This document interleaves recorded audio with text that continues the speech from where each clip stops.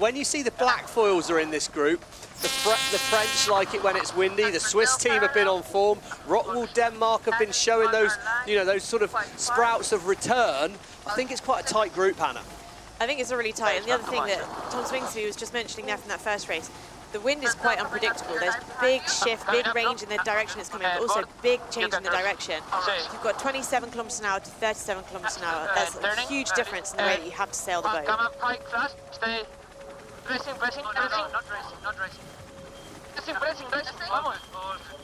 So 27 seconds to go before the start of race 1 for Group A, and look at that, 33 kilometers. That's the wind across the course, Stevie, so we can expect a little spicy racing when they hit Mark 1. Yeah, it looked pretty spicy on that wind rose, didn't it? Very gusty as well here as we see Switzerland in the middle of the line, well positioned. Black foils look pretty much perfect for our pole position, optimum angle to Mark 1, and they've got the Rolex pole predictor on the top of their wing there.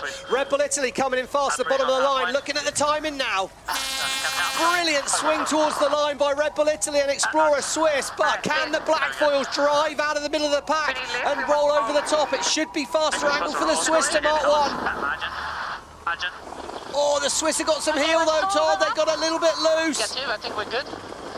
In 3. Oh, I mean, they're absolutely hammering. Look at the contrails coming off those F50s as they approach mark number 1, and the Swiss get around there. It is Sebastian Snyder, the 3-time Olympian, getting it done. On the inside, you have got Pete Burling in the black foils, and look at that speed, almost 95 kilometers an hour. Yeah, and the black foils held the inside, so they'll push to the edge of the boundary and maneuver away. Swiss now have the right of way. They are entitled to maneuver, but it's a scrappy maneuver on board both those teams. Oh, ROCKWOOL Denmark put it in the water. Big leap out of the water on board the Danish boat.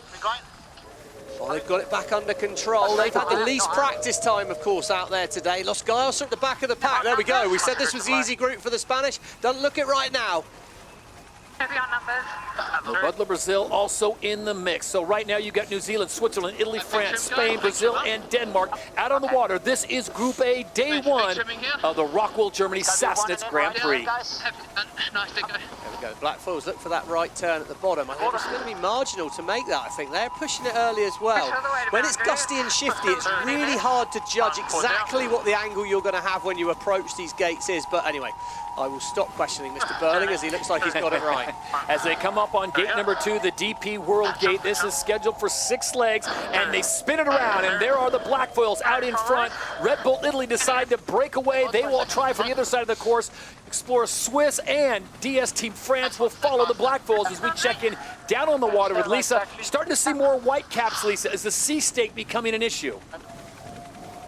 Yeah, the wind has been pulsing in and out, and the waves are sort of chopping up a little bit, but they're definitely where the F50s are now. That's the waviest part of the race course. The other thing to keep in mind is as the wind is moving around, even in a straight line, it's hard to keep things under control. But I tell you what, I saw that Danish nosedive, and how they saved that, I don't know.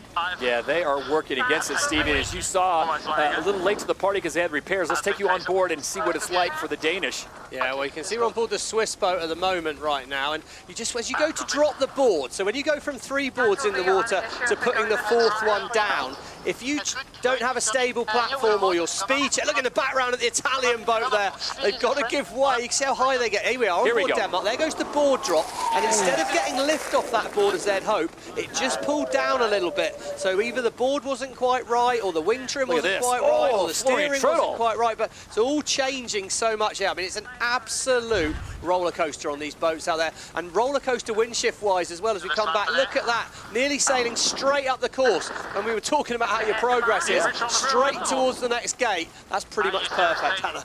Yeah, I think for those boats that took the right turn, they'll be pretty happy. Just one manoeuvre so far, really nice angle all the way up the course, but like we know, the top of this course could be really unpredictable, so what they do next is going to be really important. So as we watch the black foils continue to progress up there, they've got about a 150-meter lead over Explorer Swiss and DS Team France, a team that loves high-speed winds. There you see the pressure arrows coming across. That's the direction of the wind, and of course, the brighter the arrow, the darker red, the more pressure and more speed you're seeing, and no problem for Peter Burling and the black foils. They just spin around like it's a Sunday walk in the park, Stevie. Yeah, and what's interesting for me is they've, since their disastrous start to the season, no other way to put it, since they've come back, they've not looked quite as good as we're perhaps used to, and fairly understandable, I'd say. Here we go. Spain are not entitled to go in there. To me, the French own that mark rule-wise. We might see a lead change have to happen there if the French protest that. This is the umpires. Penalty Spain, not entitled to mark room, go behind France. The French boat there entered the zone for the mark, indicated by the blue circle, just before the Spanish got on the inside of them. Really hard to judge. Remember this, we don't take a massive tin of paint and paint these lines and circles on the water out there. So the sailors have to judge it. We get to see it in real time. So it seems obvious to us, but to them, Hannah, I mean, it's happening so fast. Really quickly, and France managed to fall off the foils in that manoeuvre, so really hard penalty for Spain there. You see here, we're on board France. They manoeuvre, and because the Spanish are not quite tucked inside when they enter the zone, they're not entitled to dive in there. Had that happened about 10 metres further back, Spain would have been inside, they'd have had the right of way. Playing devil's advocate, Stevie, if I'm watching at home, where would Spain go? I mean, what other option did they have there? They had to see it earlier and come up and not go in there. You have to, sometimes you have to anticipate. So at the other end of the course, it is still the black foils of New Zealand out in front. Their speed's slowing down just a little bit as they get through the DP World Gate. It looks like Explorer Swiss will play the same game and follow them right now with a 14-second lead. It's the Kiwis out in front, the Swiss sit in second, and then you have Italy, France, and Denmark. Hannah, of the Swiss, I mean, they're on fire, aren't they? Yeah, I think they've really stepped it up. I think their consistency across the board has been really so much better than we've seen in the past. They're really proving themselves to be a team to beat now. Yeah, I mean, I just don't, in the windy stuff, I've never seen it before. So really encouraging for that Swiss team out there at the moment. To get back to the point with the Kiwis, they've obviously not had any real practice, because there's not any practice anyway in SailGP, and then they've missed most of the season. But just starting to watch some of their manoeuvres, they were always the best team at tacking the boat when they were sort of season winners. They never won the actual final race, but they won the overall season. Their manoeuvring was phenomenal. Look at this. Loose on board ROCKWOOL. And Spain at the back of the fleet. Spain in 6th place right now. So hard to overtake now because the wind's rotated a long way round to the left. You can see those teams there like New Zealand nearly sailing straight up the course. Tactically, the only real choice is to do what Brazil's doing and Italy have done, is to come to this side of the course and then sail all the way up the course with only doing one manoeuvre. So really tricky to overtake for those boats in the back of the pack. And as Hannah said, because France actually fell off the foil, that penalty to Spain where they have to get behind France has cost them a lot of distance. This is like 5 of 6. It is still the Kiwis out in front. Switzerland sits in second. Let's check in down on the water with Lisa Darman. And Lisa, as we look at Explorer Swiss sitting in second, as Stevie pointed out, they've had a great run as of late. Do you think this is they are just getting used to the boat and their team, or are the Swiss better accustomed to this group racing? I think this group racing is really suiting the Swiss. I think they used to get tangled up in a little bit of mayhem at the bottom gates, but I think having a bit more clear air, they can just focus on themselves. You know, we saw sparks of magic from that team last season, but they seem to be putting it all together. Talking about shifts, though, we just saw some, so the Black Foils and the Swiss having to do a double tack here to get around this next gate.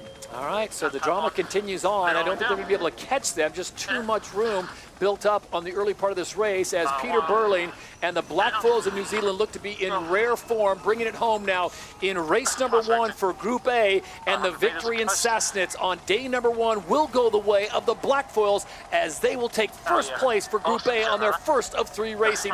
That is the Emirates winning moment.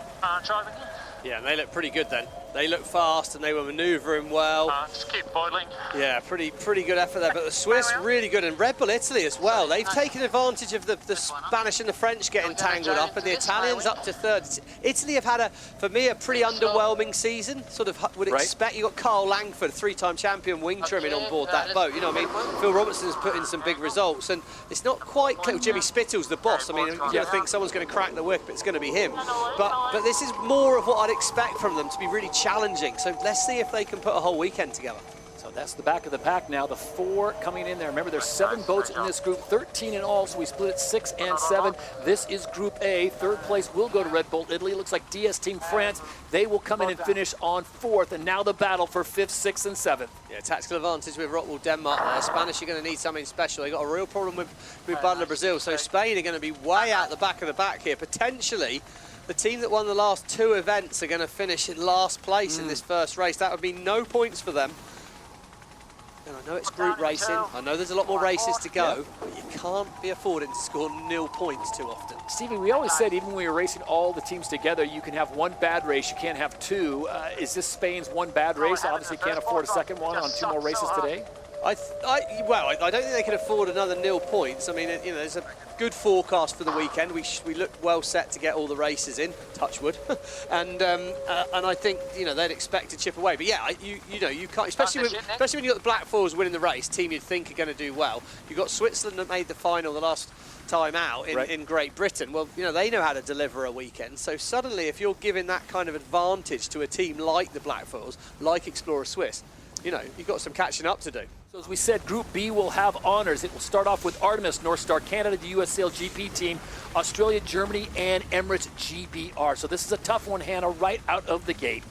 Yeah, that's right. And like everyone's been saying, these are top-end conditions. So finding the limit but not pushing past it is going to be super important today.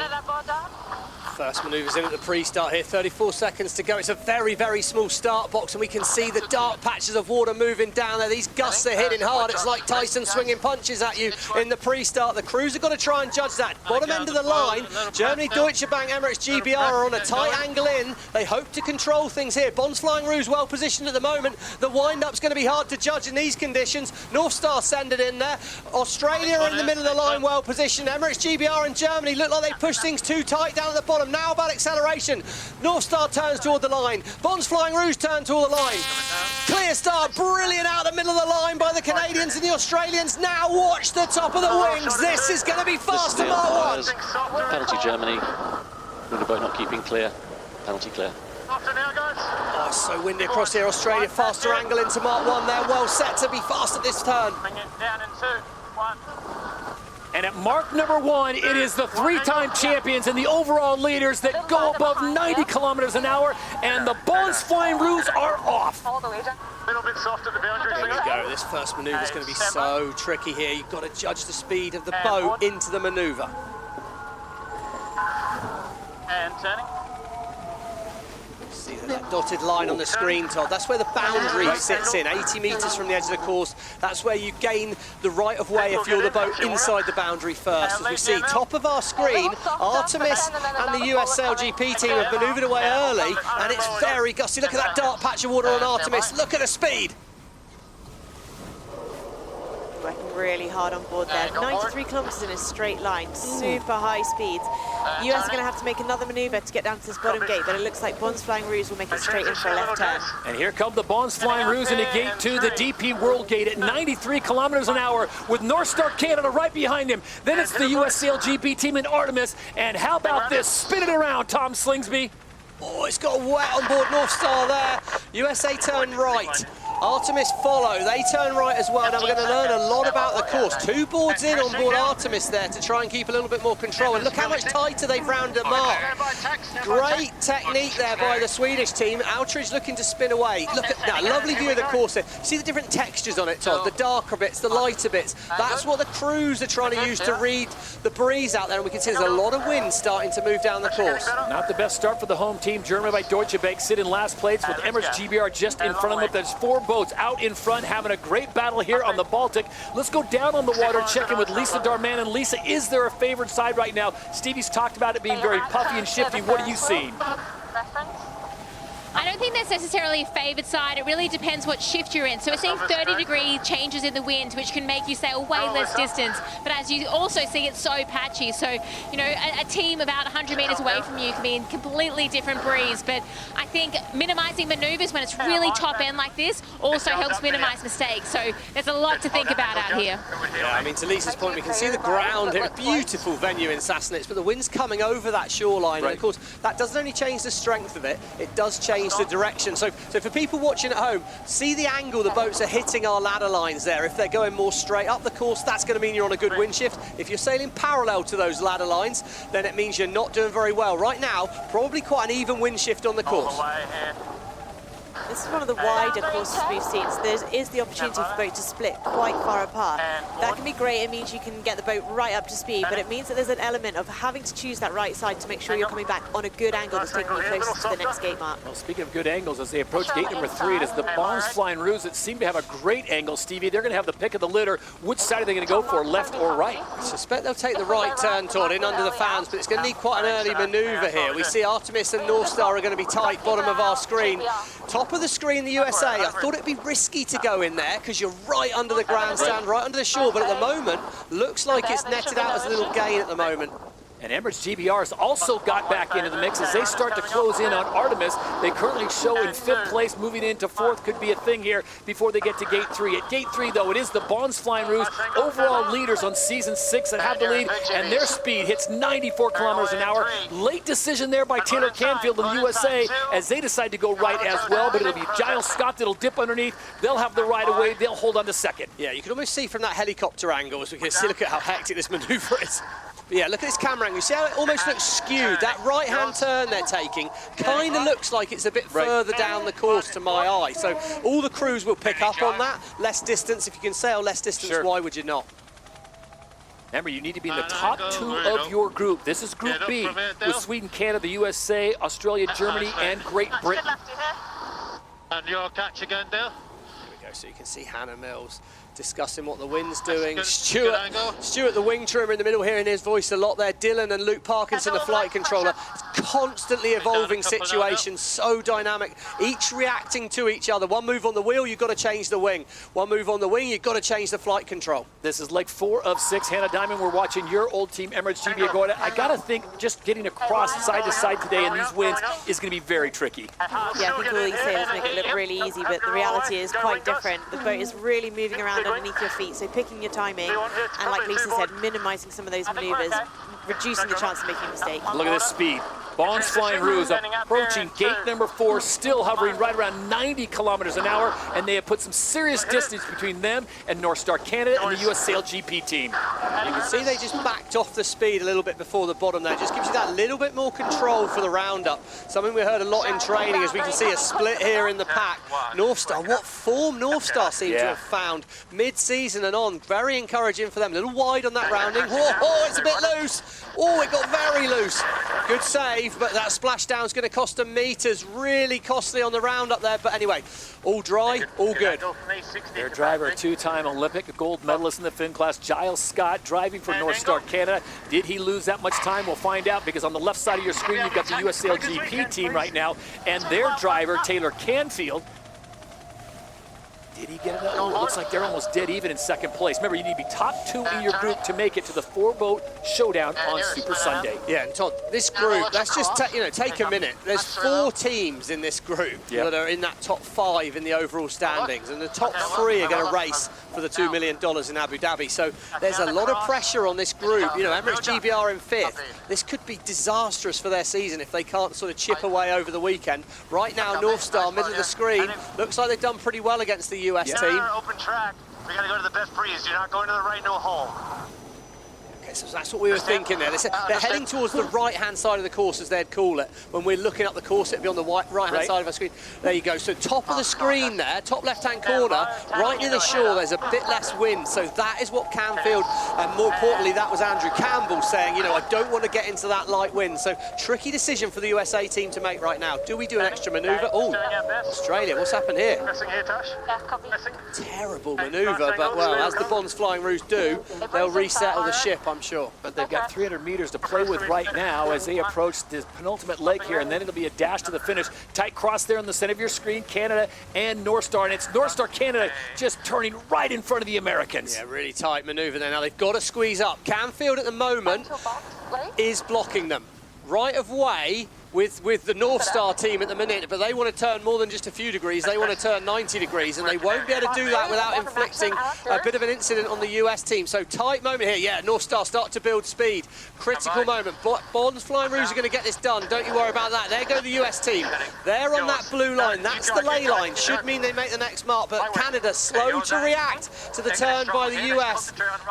Match race champion Canfield. Don't mess with him. But has he turned too early? That was only a theoretical theoretical ley line. It looked to me like USA might struggle, but Bonsrue is going to get it done. But in race number 1 for Group B, the win goes to the Bons Flying Rouge as they draw first blood in Sassnitz. Oh, and the US team did misjudge it. Disaster. They had control of the situation and they trusted their instincts, and their instincts were wrong. They've lost it both at the finish. Disaster. They didn't need to push that ley line so hard. Canada are going to get it done. North Star Canada come across the line in second. And Artemis, well, that was a free point for them, wasn't it? Yeah, and the USA trying to get up to speed because they may be in dire position of moving into 5th place, because here comes Emirates GBR, the defending champions, at full speed, close to 70 kilometers an hour, and the US has got to get this thing up to speed to hold on to 4th place, and it looks like they're just going to get it done. I think they are. They're having to put another board in. Looks like they will just make it on the line. Oh, they'll be kicking themselves about that. Tactically, brilliant upwind leg by the US team there, and then they made a decision thinking they could make that right turn, and they went about 2 seconds too early. So lessons learned, and how painful of a lesson will that be? We'll find out on Super Sunday, because that is all about being in the top 2 positions in your group. And right now, it will be Australia and Canada. Artemis sneaking in for 3rd. The home team, not their best showing. Germany by Deutsche Bank. Eric Kostgaard and Heil, the 2-time Olympic bronze medalists, they come in 6th place with 2 more races to go today. Yeah, and a team to watch in this race for me is the French team, DS Automobile France. Right now in the overalls, they're 6th. And, you know, a generous pundit, someone like Hannah Diamond, would say they've got a very good chance still to make that grand final in Abu Dhabi if they start knocking in some results. I can kind of actually concur with her on that. But they've got to get a result here. So I feel the pressure's on them. 4th place. If they don't make the final here, that's a problem. 1, 2, 1. Go behind. So 30 seconds away from the start of race 2 for Group A. The winners of the first race, Black Foils in New Zealand, are in the box. They have the controlling position right now, but watch France, bottom of your screen. Content de la Pierre, not afraid to send it. Yeah, I like where the Spanish are right now, actually, Todd. I think they've got the most control in this situation at the moment. Black Foils have got to go a bit slow. It's going to be ROCKWOOL, Black Foils and Spain that wind it up. Rolex Pole Predictor sits on board the French from there, but can they execute? Here go the Black Foils. They turn towards the line, but they're going to be slower. It's going to be DS Automobile France. We said the pressure was on. Well, there you go. A dip of the hat to Mr. de la Pierre. He's absolutely nailed that, and do not expect this French team to put their foot off the pedal all the way to Mark 1. Before they even reach mark number 1, it is 94 kilometers an hour. And here comes Content de la Pierre, full gas as he sends it at mark number 1 with the lead here in race number 2. Again, good control. They're Spanish up in the pack as well. That's good for them. Rolex sprint leader for the French. Italy in a nice position on the inside. They'll have a little bit of control. As the teams enter the boundary, those boats in there are now allowed to move her out. So, New Zealand, the Black Foils should manoeuvre soon. Don't get a boundary penalty here. Oh, look how close they all push it to the edge. They're great manoeuvre by the French. They did get a boundary penalty on board the Kiwis. They went too wide. It looked like they pushed it. They're going to have to lose 20 metres here. And we know early on in the race, 20 metres absolutely crucial. Kenny, how do you like the position of Phil Robertson and Red Bull Italy? Well, I think they manoeuvred early, obviously, but I think they need some more pressure that side or a good wind shift to help them get down to the fleet. I think they'll be happy to sail in a little bit more space. But for me, out of that manoeuvre, it was DS Team France. They really executed well, and they've just stretched out a little bit in front of Spain, which will make this roundup much easier. At Gate 2, the DP World Gate, it is DS Team France, Content de la Pierre out in front. Here comes Los Gallos, Spain, and it looks like the other half of the fleet's opting for the other side, led by the Black Foils in New Zealand, ROCKWOOL Denmark, and Red Bull Italy. Well, what a rounding. I think it'd be great to actually get down on the water with Lisa at the moment if we can, because we saw on the last race it was good to go towards the right, but the race before it was good to go towards the left. Lisa, which way's the dice rolling this time? Oh, it's so hard to call, Stevie. I actually don't mind where the French are at the moment. I think that the time they rounded that was the right call. So I think they're going to come back okay. There's a nice path. I think the shift might play in their favour as well. Hard to tell. We look at up into the Oracle cloud there. What's it telling us? Well, it's telling us there's a lot more wind where New Zealand are at the moment, so that should be good news for them. Not a bad angle on the Kiwis. French have a pretty good angle as well. It's going to be interesting to see what the wind decides to do when they meet each other. Right of way, DS Automobile France. Looks like the Black Foils have got themselves back in the race. We're going to have a little look back in on the start here as we're on board the French team. Well, he nailed it, didn't he? De La Pierre, he was a little bit back. That gave him a bit more room to accelerate, and he turned the bow away, and then look at the pace towards Mark 1. Hammer down. Lost Gaios in above Black Foils. I mean, it must be just full on coming in towards that mark. And a tip of the cap to the flight controllers, as Stevie said, I'm amazed just at those speeds, how smooth they were able to keep that. It was the Spanish that lost out there, just losing a bit of distance off the back of the French from that last leg. Now they're back in the pack. There is DS Team France, your leaders right now. This is leg 3 of 6. This is the second race for Group A, which has Spain, Switzerland, New Zealand, France, Denmark, Italy, and Brazil. Top 2 teams out of the 2 groups moves on to the Super Event Final on Super Sunday. Oh, they got a little bit high. Oh, I think they've saved it enough. But you see how long they had to keep this board on the left-hand side of the screen down, and we're going to see here, we see that fly time. Fortunately, oh, there you go, just a little high again. Trying to get that line, that fly time line, as a bit of a straighter line. The more it's going up and down, that means the more Jason Saunders is having to do with the controls. Right of way Black Foils here, got to be tight. I think the French cross, yeah. Manon agrees with me. Looks like they're going to be ahead, but the Black Foils, well, they're just working their way back through the fleet. This is quite interesting, Todd. I do really feel this is the Black Foils we saw a year ago. Yeah, 100% agree. They were known for working their way through, getting a 5th at the start and coming back and getting a top 2 finish. Another tight crossing here, and it looks like Red Bull Italy coming really close to ROCKWOOL. That was so tight. Oh, and the Spanish got high, lost the runners. Oh, it's so gusty at the top. Spain are going to take a minute to resettle. Phil Robertson's going to dive inside. He will, and he's not allowed to, but because it's not close, no problem. You see, so had the Spanish been able to shut the door, it would have been a problem for Robertson, but they couldn't. Spain are just loose as around the top there. They've totally lost the boat in there. Very, very unlike them. Italy are off the foils. Spain are off the foils. ROCKWOOL Denmark are going to go from 5th to 3rd in the blink of an eye. Oh, and Spain both holes in the water. So uncharacteristic, and a boundary penalty. Oh, Explorer Swiss. What in the world? Oh, what a move by Schneider there. That was absolutely full noise. Sent it across the front of those 2 boats. I mean, it's just all going on at the top of the course. Here's Martini Grail and Mubutler Brazil. Now they're getting into the mix. So we got 4 boats in the back fighting for positions. Out in front, though, you got DS Team France and New Zealand having their own little battle out on the Baltic. And then a big gap back to 3rd place and ROCKWOOL Denmark. Yeah, interesting to see what plays out down here. Again, great camera angle. You see these dark patches. France are sailing towards a huge gust of wind there, and there looks like quite good wind towards the top of our screen, but it's very variable. It's more consistent on the left-hand side of the screen, away from the shore. Here we go, we're going to come back on board Italy here. So Spain nip across in front of Denmark. The Italians don't think they will. Such a technical manoeuvre. Andrea Terzi, right-hand side flight controller. He's got to try and manage huge changing loads. See the Italians, look at the dip behind there, and then ROCKWOOL throw a manoeuvre in the middle of that. So tight on board, all these manoeuvres. And we see for the Spanish, he then sees a nice way round the Italians, and he's going to get across. I mean, oh wow, it's all changing. They just sneak across in front of ROCKWOOL Denmark there.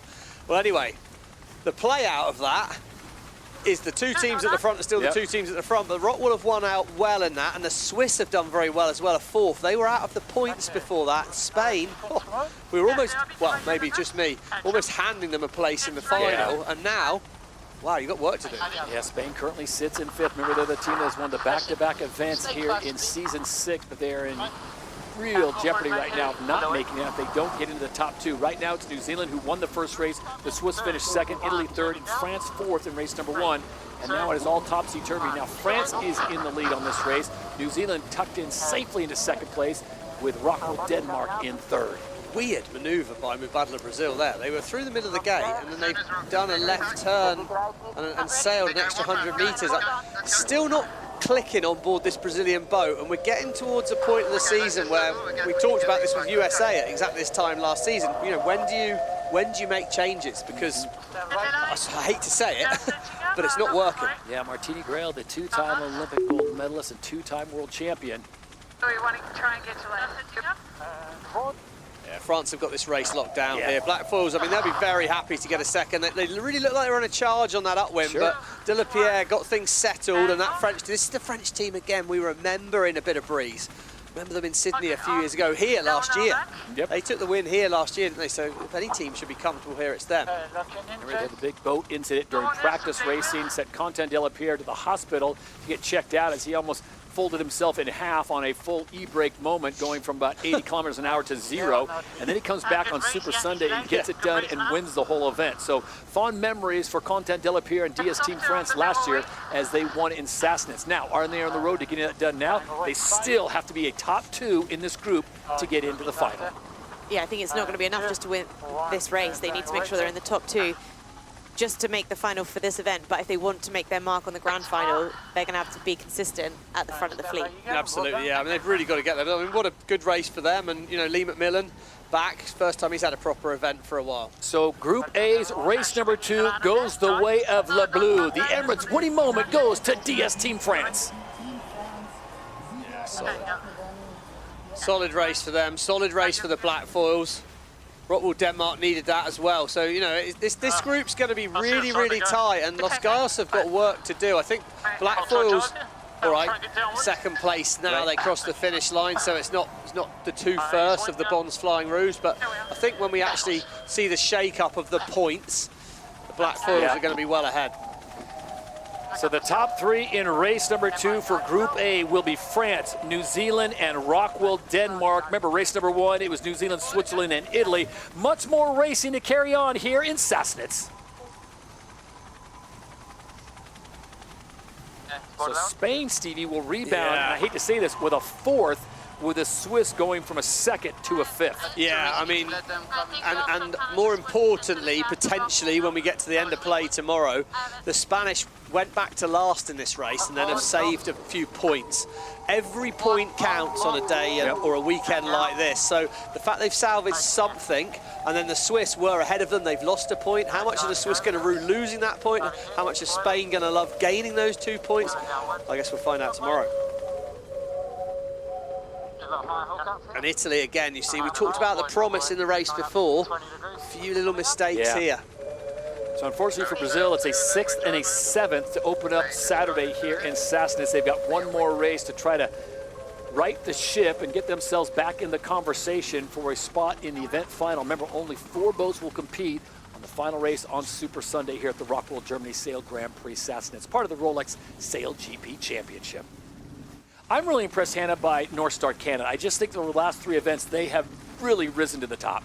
Yeah, they have, and I know they asked some serious questions of themselves at the beginning of this season. They didn't have the start they wanted, but the last couple of events, they've shown a really big uptick, and they'll definitely be hoping to take that forward to the rest of this weekend. And I think, to your point, Hannah, I think very similar to the Swiss. They like a bit more space. Yeah. So coming up on 45 seconds to go, this is the 2nd of 3 races scheduled today for Group B. It'll be Artemis, it'll be North Star Canada, US SailGP team, Bons Flying Rouge, Germany by Deutsche Bank, and the reigning champions Emirates GBR still trying to find their footing as Nathan Outridge spins it around and gets Artemis into place. All right, Stevie, here it is. It is the calm before the chaos with 25 seconds before that line goes white. Yeah, we see our wind rose bottom left-hand corner there, still up around the 32, 33 kilometers an hour. Wind direction is changing a lot, but the crews are dealing with that. Bons Flying Rouge, good control on the fleet right now, even though they're a little early back. 10 seconds to go. Rolex pole predictor sits on the Brits, but I don't see how they find a way through there. Germany, Deutsche Bank well positioned. Now it's time to turn and burn. We've got to head towards the line here. There go the Aussies. They wind it up. Slingsby's perfect, and he's going to be so fast out the middle of the line there. It's a drag race towards Mark 1. I've been getting a little softer here in 2. Gosh, Brian, there is just us. We're the only ones in this race.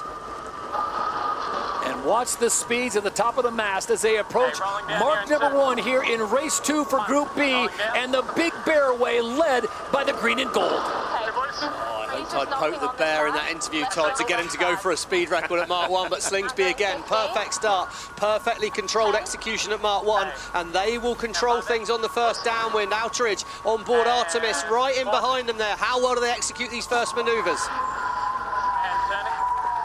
So it's Nathan Outeridge and Artemis first to bear away with Germany Deutsche Bank as well. Then comes the Bonsflying Ruse and the US SailGP team. So very well bunched up within 200 meters. There you see North Star Canada not with their best start at the back, and Emirates GBR sits in 5th. Yeah, and a good wind shift for the Germans there. They found a good puff of breeze, started progressing down the course. So in the last race, the wind had rotated away from the shore. It's now coming back off the shore a lot more. It's what we'd call a right-hand wind shift right now. So good news for Germany, but I'm not sure they'll make the gate in one. Artemis and Australia are in a titanic tussle. Artemis have got to keep clear of the Aussies here. Australia are going to make it so difficult for the Swedes.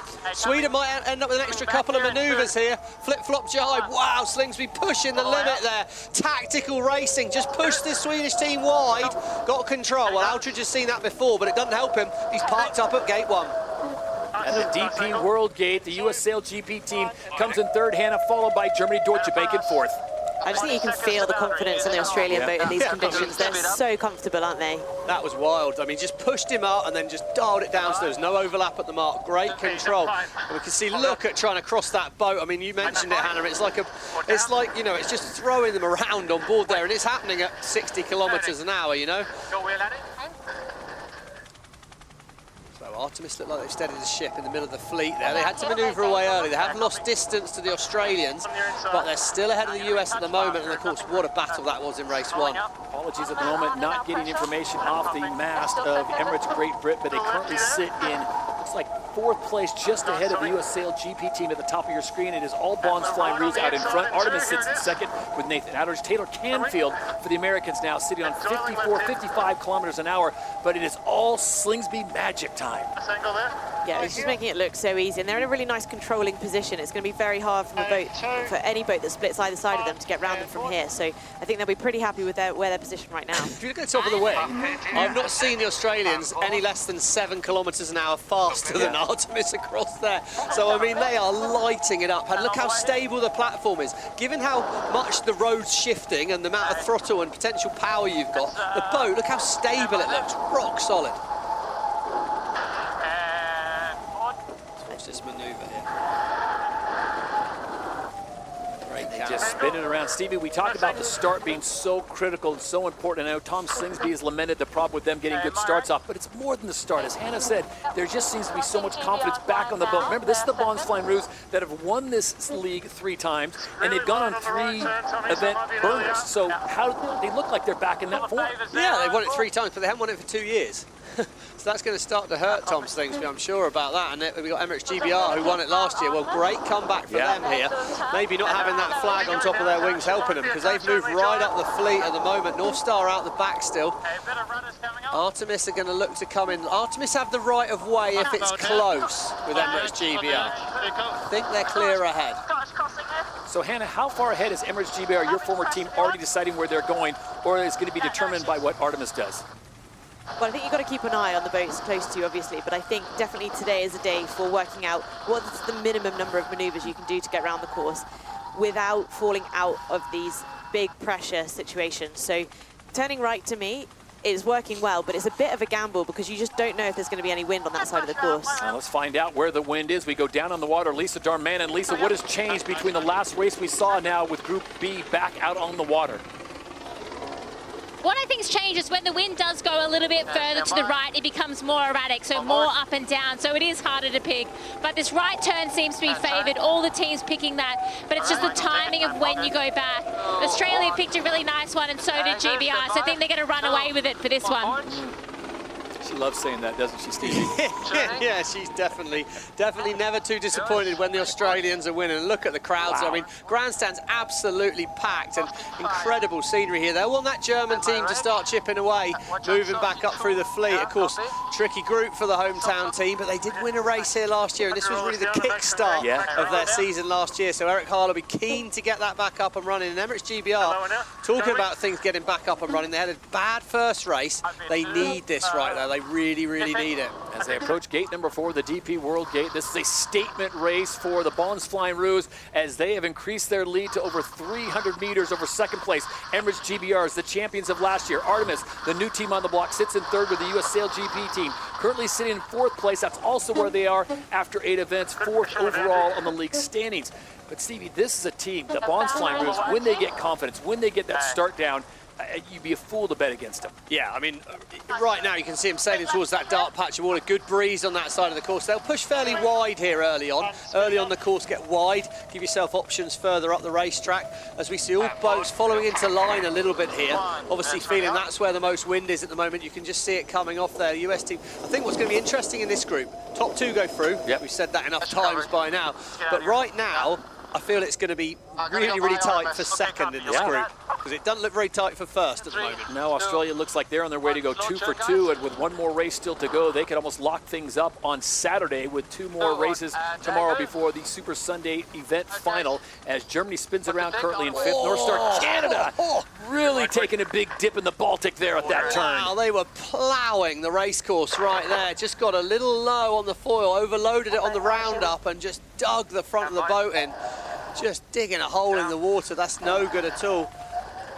Australia up and running. US team, well, they lost a couple of places in the first race. They're really close. Here we go, Mark 1 to now. That's always interesting, I think. Yeah, Emirates GBR, absolutely crucial. Bad start again, but good comeback through the fleet. Emirates GBR, Hannah, I don't know if it's too early to say this, but they look like they got their mojo back in this race. There's that sense of spiciness with Dylan Fletcher, Hannah Mills, and the rest of the crew. Yeah, I think don't underestimate how hard it is on any of these boats. If you get a little bit out of sync, whether it's with the breeze or whether it's with some of your crew work, things are happening so quickly on board that it's very hard to reset. So being able to do that is super important. Well, there we So go. Ainsley looking on. Yeah. Team principals there, Ian Percy, Artemis, Ben Ainsley. There's more gold medals in that shot than you'll see in most pictures. You know, so that's some serious experience, but they're all going to be nervous on board. Sure. They're all wanting good results. And Emirates GBR, you know, this is a pivotal moment in the season. They're off form, they've got to get it back, and this is just the race they need to get that happening. They finished 5th in race number 1 for Group B, I should say. So a second place would do a huge boost to the confidence with one more race to go, as the penultimate leg is complete for the Bonds Flying Roos. And just like in race number 1, it is the green and gold screaming down the front straightaway. For the second race in a row, the winners, the Emirates winning moment, belongs to the Bonds Flying Roos. Absolutely clinical there. So now the race is on for positions 2, 3, and 4, and it looks like Emirates GBR is going to hold on. This is a huge performance for Dylan Fletcher and his team, as they'll come across with room to spare, with Artemis now finished in 3rd for the second race in a row. So Artemis is going to be in the conversation. Back-to-back 3rd place finishes. Remember, you just need to be in the top 2 of your group to move on to the event final on Super Sunday. And for the USA, Stevie, I think this is an opportunity lost. Remember, they were sitting with a chance at getting 2nd place in the first race. They had to settle for 4th, and they'll settle for 4th again here in race number 2. Yeah, you know, I think that's sort of maybe the story of their season. They're absolutely in the game nowadays. You know, we're without doubt they've got the potential. They've just got to close things off. I think where I'd be feeling positive for them is that they've struggled for boat speed when it's been windy before, and now they look fast enough. So some little details. Look at the German team, they're hammering in. So the Germans come across. They will finish in 5th place to go with the 6th they got in the first race. Canada misses out on an opportunity. Remember, they had a 2nd place in race number 1. If they could have placed top 3, that would have been a huge, but as it stands, North Star Canada will cross the line in 6th place. And race 2 for Group B has now come to a completion here on day 1 of the ROCKWOOL Germany Sail Grand Prix Sassnitz. So we turn our attention now to Group A. This will be the final race of the day, day 1 of the ROCKWOOL Germany Sail Grand Prix Sassnitz, part of the Rolex SailGP Championship. Stevie Morrison, Hannah Diamond, Lisa Darman, and Todd Harris with you. And about 8,000 of our closest friends have made the journey here to Sassnitz, about 2.5-hour drive from Berlin. As Lisa Darman has reported, a little bit of a squall's come through. We've got rain, and with it the promise of more pressure, and that'll make things even more spicy. Stevie, as we come up on 25 seconds to go, this is the last race for Group A. It has been dominated so far by the Kiwis and the French. Yeah, we saw in the last start, the whole fleet got very close together, a little bit more spread out this time. Blackfalls have got a nice bit of space at the top of the line, but they've got to execute from there. Now, they're going to have to wind it up on board the Blackfoils. Our Rolex Pro Predictor sits on board Los Gallos. We're looking for that line to turn white. Blackfoils are going to be late. Swiss look like they're going to get this right. Oh, the Swiss are slow on the foils, though. It's really dropped off in the start box under the land. Top of the line, Contant de la Pierre, well, he's given himself a chance. Now it's hammer time. Okay, gust on in 2, 1, now. Ooh, look at the acceleration on board the French boat, but I think it might be too little too late. Los Gallos need a result. They really, really need a result here. Hang away in 5, 3, 2, That Mark 1, the Bearway, the big-time speeds, 100, 105, 106. ROCKWOOL, Denmark, blowing the record, and the French go 107. Are you kidding me? 107, 0 to 0 though.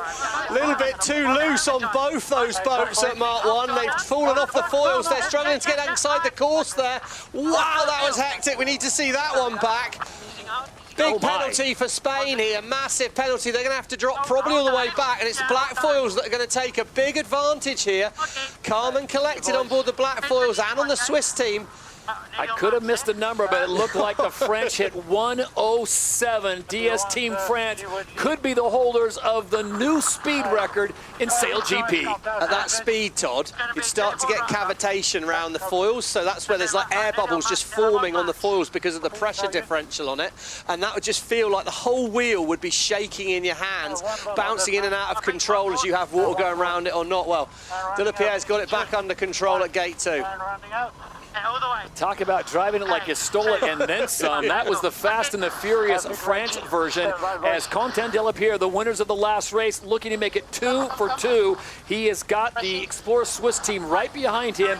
Looks like Diego Boutine has righted the ship, and those Gallos will opt for the other side, and the Kiwis will go with them. Todd, never let anyone say anything about your eyesight. 107.63.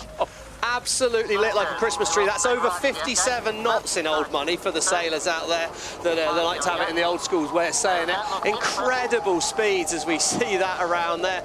As we look now, we can... Explorer Swiss. Oh, the Explorer Swiss have had a big shocker there. They're really, really slow, and this has opened the door for Los Gallos. And look at the breeze on that side of the course. ROCKWOOL, Denmark going around the outside.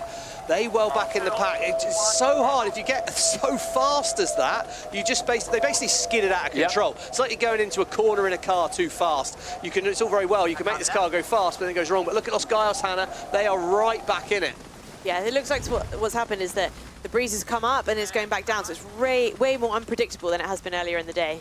Look at this. Oh, yeah, it was so fast. So actually the 107.63 was the French. Look how high they are on the foils on ROCKWOOL Denmark. Barely any foil in the water. And the trouble with that is you start pulling air down onto your foil on board the Danish boat and on board the Spanish boat. They get so high that you start sucking air down the sides of the foils there, and the whole thing then will ventilate and let go, and you drop down. So it's the French, Delapierre. Well, we know he likes to drive it fast, and he's absolutely nailed that right-hand corner of screen. Look at this, lead change though for the Spanish. There's definitely more wind in the left-hand side of the course at the moment where Spain are headed. So the Spanish are picking this course apart at the moment after a disastrous Mark 1. Final race of the day. This is Group A that'll wrap things up on Saturday as we go down on the water. Lisa, I don't know if you saw that coming, that speed of 107.6, but was it a shift, or what was the reason for that? Did they just find a hot pocket? Yeah, there was a big bullet, but because they had ROCKWOOL and Los Gallos, the French had to go super wide, which means they had a real fast angle for the Bearway. So it was a perfect recipe for them, and we know Quentin Delapierre likes to push it. But I tell you, as we're approaching this top gate, it's getting really crazy again. So it's going to be tough for these teams to navigate it. Yeah, she talks about the craziness, Stevie. There's just so much room, and there's 7 teams that are all fighting to get in the top 2 to make it to the event final. Yeah, I think what's really interesting is you see on our leaderboard up there, it says 27 kilometres an hour. Well, that's because that wind reading is coming from quite near the shore. So the wind on the course is very different, because where the Spanish are coming now, you see how dark the water is. It's absolutely hooning out on this side of the course. There is loads of breeze. There's nearly 15 kilometres an hour more wind if you take this left turn here. So the Spanish, well, they fell off the foils, they sailed miles outside the course, they took a penalty, but then that's how you compose yourself, because they've done a great job of managing to resettle things. Yeah, and I think the speed record on its own doesn't get you into the final, so being able to settle the nerves, keep the adrenaline down, lower that heart rate, make good decisions around the course is what's going to be key to winning these races. It doesn't get you in the final, Stevie, but you can walk around town tonight and be like, you know, there's only one team that's gone 107, and you're looking at them. You're getting a T-shirt printed, aren't you, Todd? That is for sure. You're getting a T-shirt printed. Well, anyway, big moment here as well, because where that more wind was, the Kiwis didn't take it, so they've given themselves a little bit of extra space. They might have a chance to a very good angle on board that Kiwi boat at the moment. They're in a lot of wind. You can see they're hooning down in that big black dark patch of water there. So they will have made a gain on the French. And yeah, we talked about points being absolutely crucial. Well, obviously for Spain it's crucial. France have gone from first to second. So they've got a -1 in this race at the moment. How crucial will that be tomorrow, especially when the team overtaking you is one of the top teams like Spain? Like 4 of 6 in the final race of the day here in Sassnitz, and it is Los Gallos out in front by nearly 200 meters over DS Team France, the winners of the last race here for Group A. Remember, race number 1 seems like a long time ago. The Kiwis won that, so this could be 3 races, 3 different winners. But for the Spanish, Hannah, this was a absolute must-have. They finished 7th in race 1. They didn't do much better. They finished 4th in race 2, but a first place to wrap the day up will vault them to the top, close to the top of the leaderboard. Yeah, I mean, they haven't won it yet, but this is definitely much more where we're used to seeing this team in the fleet, and I think they'll just be looking to keep things really nice and simple on the way up to the top of the course again. And look at this. That would put them on 7 points even with Explorer Swiss, Stevie. You still got the Black Foils and DS Team France, no surprise, at the very top. Yeah, I mean, I just love how tight both these groups are. I mean, we've got some day ahead of us. We've got some day ahead of us tomorrow, that is for sure. And Los Gallos, I thought it's the first time, I was going to say it in the last race, where I thought they've looked slow today. But now, they've refound the wheels, haven't they? Because they're going really fast again. And this is another big gain coming in, because there's just less wind where the French are at the moment. You can see how light the water is. It's not magic, it's not black magic seeing the wind out there. You're looking for the texture differences like we can see from here. Delapierre would have been able to see that. He's rolled the dice, and it just wasn't the time to roll it. Big loss of distance here to the French. Can they hold on to second? Yeah, I think that's been the change here, hasn't it? The pressure difference across the course has got much more marked, so the strategy is becoming more and more important. It's not just about your straight line speed. You have to pick the right place on the course. There are the standings right now. Group A event points, and Spain looking to pick up a victory. Again, not doing great to open things up. They finished dead last in race number 1. They moved up to 4th place in race number 2. They are on their way to a possible win, but DS Team France now is closing it down just a little bit. Red Bull Italy, Phil Robertson and company, they are starting to move up. They are currently sitting in 3rd. Looks like they're going to yield a position to the Black Foils of New Zealand, who have just got the right of way, and they now move ahead into 3rd. So Italy goes back to 4th. Jimmy Spidhill's squad trying to make some gains here and pick up some valuable points. Explorer Swiss sit in 5th place. And for the Swiss, Stevie, start off with a great race in race number 1, finishing 2nd. Then they drop back to a 5th. So they're trying to climb the ladder as well. Remember, everyone is trying to be in a top 2 position in their group to make the event final. Yeah, that's right. I mean, it's just really tight, and mistakes hurt you. We see at the bottom there, 6th place, ROCKWOOL Denmark. I mean, they were 2nd at Mark 1, and they went way over 100, but they got so loose on that moment, fell off the foils, and now they're out of the points. And I really thought they'd sort of been starting to get their wheels back on the bus and starting to look really good. But right now, it's Spain that are the ones that have managed to refine their form out there. They've done a really good job. French have had 2 good ones at the end of the day here. So Delapierre, that Delapierre-Macmillan partnership, clearly starting to find itself again. Good angle for the French. Black Foils are going to be consistent. But yeah, what a big day out for both groups. At the final gate, it will be Los Gallos, the winners of the last 2 events that bring it around the corner, and watch their speed again. Looking for more, 97, 98, dropping it down to 90 cool kilometers per hour. But in the end, the Emirates winning moment goes the way of Los Gallos. Spain win in race 3. What a way to wrap up the racing for Group A. Sorry about this, fuck-ups. No problem, mate. That last hack over there. Nice job of salvaging the 3rd race, Stevie, as the Kiwis will hold on for 3rd with Italy in 4th. Yeah, I mean, it was some race, wasn't it? And just so much happened at different points. Spanish and the Kiwis took a good bit of position. We see there the Italians got pushed wide, and the Swiss are going to get a 4th. That's going to be crucial for the Swiss. That point's huge. And Italy, another one they'll be ruining. It's just a little bit of a slip up, no big mistake, but it's another point gone. So Denmark will grab 6th, and 7th place will belong to the Brazilians and Martini Grail, who finished in last. About a 2.5-hour drive from Berlin, as you will find Sassnitz, and we've got a sold-out crowd here. 15,000 fans expected over the weekend, with 1 minute to go before the final race for Group B. Remember, Australia has won both races today. Stevie and Hannah, can anyone mix it up here? Who do you like to take down the Australians here in Group 3?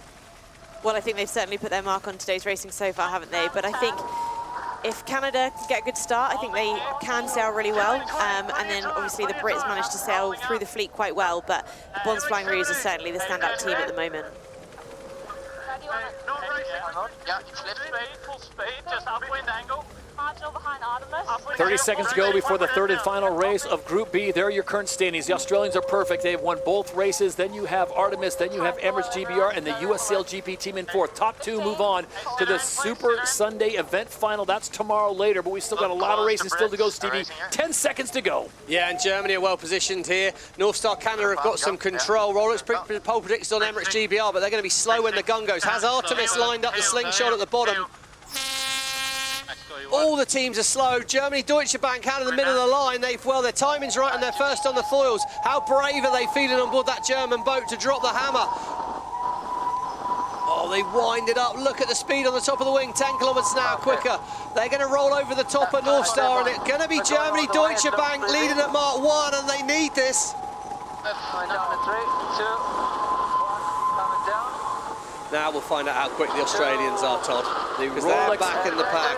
The Rolex sprint leaders goes the way of the home team. Germany by Deutsche Bank with Sebastian Vettel, four-time Formula One champion, in the audience watching his team. And they hit 90 kilometers an hour, and they have the lead with North Star Canada in second, US SailGP in third, Emirates GBR in fourth, and it is the Bonds Flying Ruse in fifth. Well, the Bonds Flying Ruse, first indication that Tom Slingsby, when he needs to, is ready to. They hit 101 at Mark 1, so first team over the 100 kilometers an hour mark in racing at Mark 1 here today. But we see the top two teams in this group are 5th and 6th.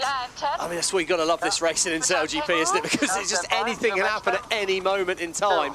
But yeah, Germany are well set here. What do you reckon, Hannah? Can anyone keep the Australians behind them? Well, I think they've put themselves in a nice position that they're in contention with that pack. I think the Brits manoeuvring here, they're going to have right of way as they come back across. They might sweep a number of boats with them towards that right-hand turn.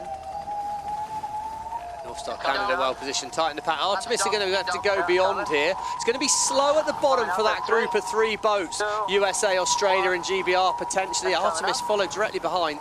Surprised they've manoeuvred quite there, to be honest. They're going to end up a bit slow as well unless they spin away. Emirates GBR split the course. At gate 2, the DP World Gate, it's Emirates GBR, the only team. Oh, check that. Artemis looks like they are also going to follow the Bonds Flying Ruse. So it's Emirates GBR on their own on the right-hand side as they head up course. We go down on the water and check in with Lisa Darman. And Lisa, we're getting reports of a possible wind shift. What are you seeing? Yeah, I think there's a lot more pressure on the side that majority of the fleet are going to. So I think they're seeking more wind at the moment.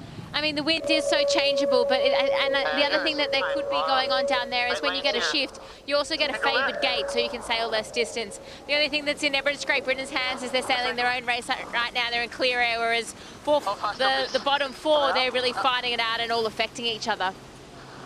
You can see here on board the US team, and despite the fact the Australians are off to the right, they will still be getting disturbed wind from this US boat. They will have their boat speed affected by the US team, so they're compromised. The only boat not compromised right now is Germany, Deutsche Bank, and well, Eric's doing a good job of making that work for them because they're doing well. 8 lanes here.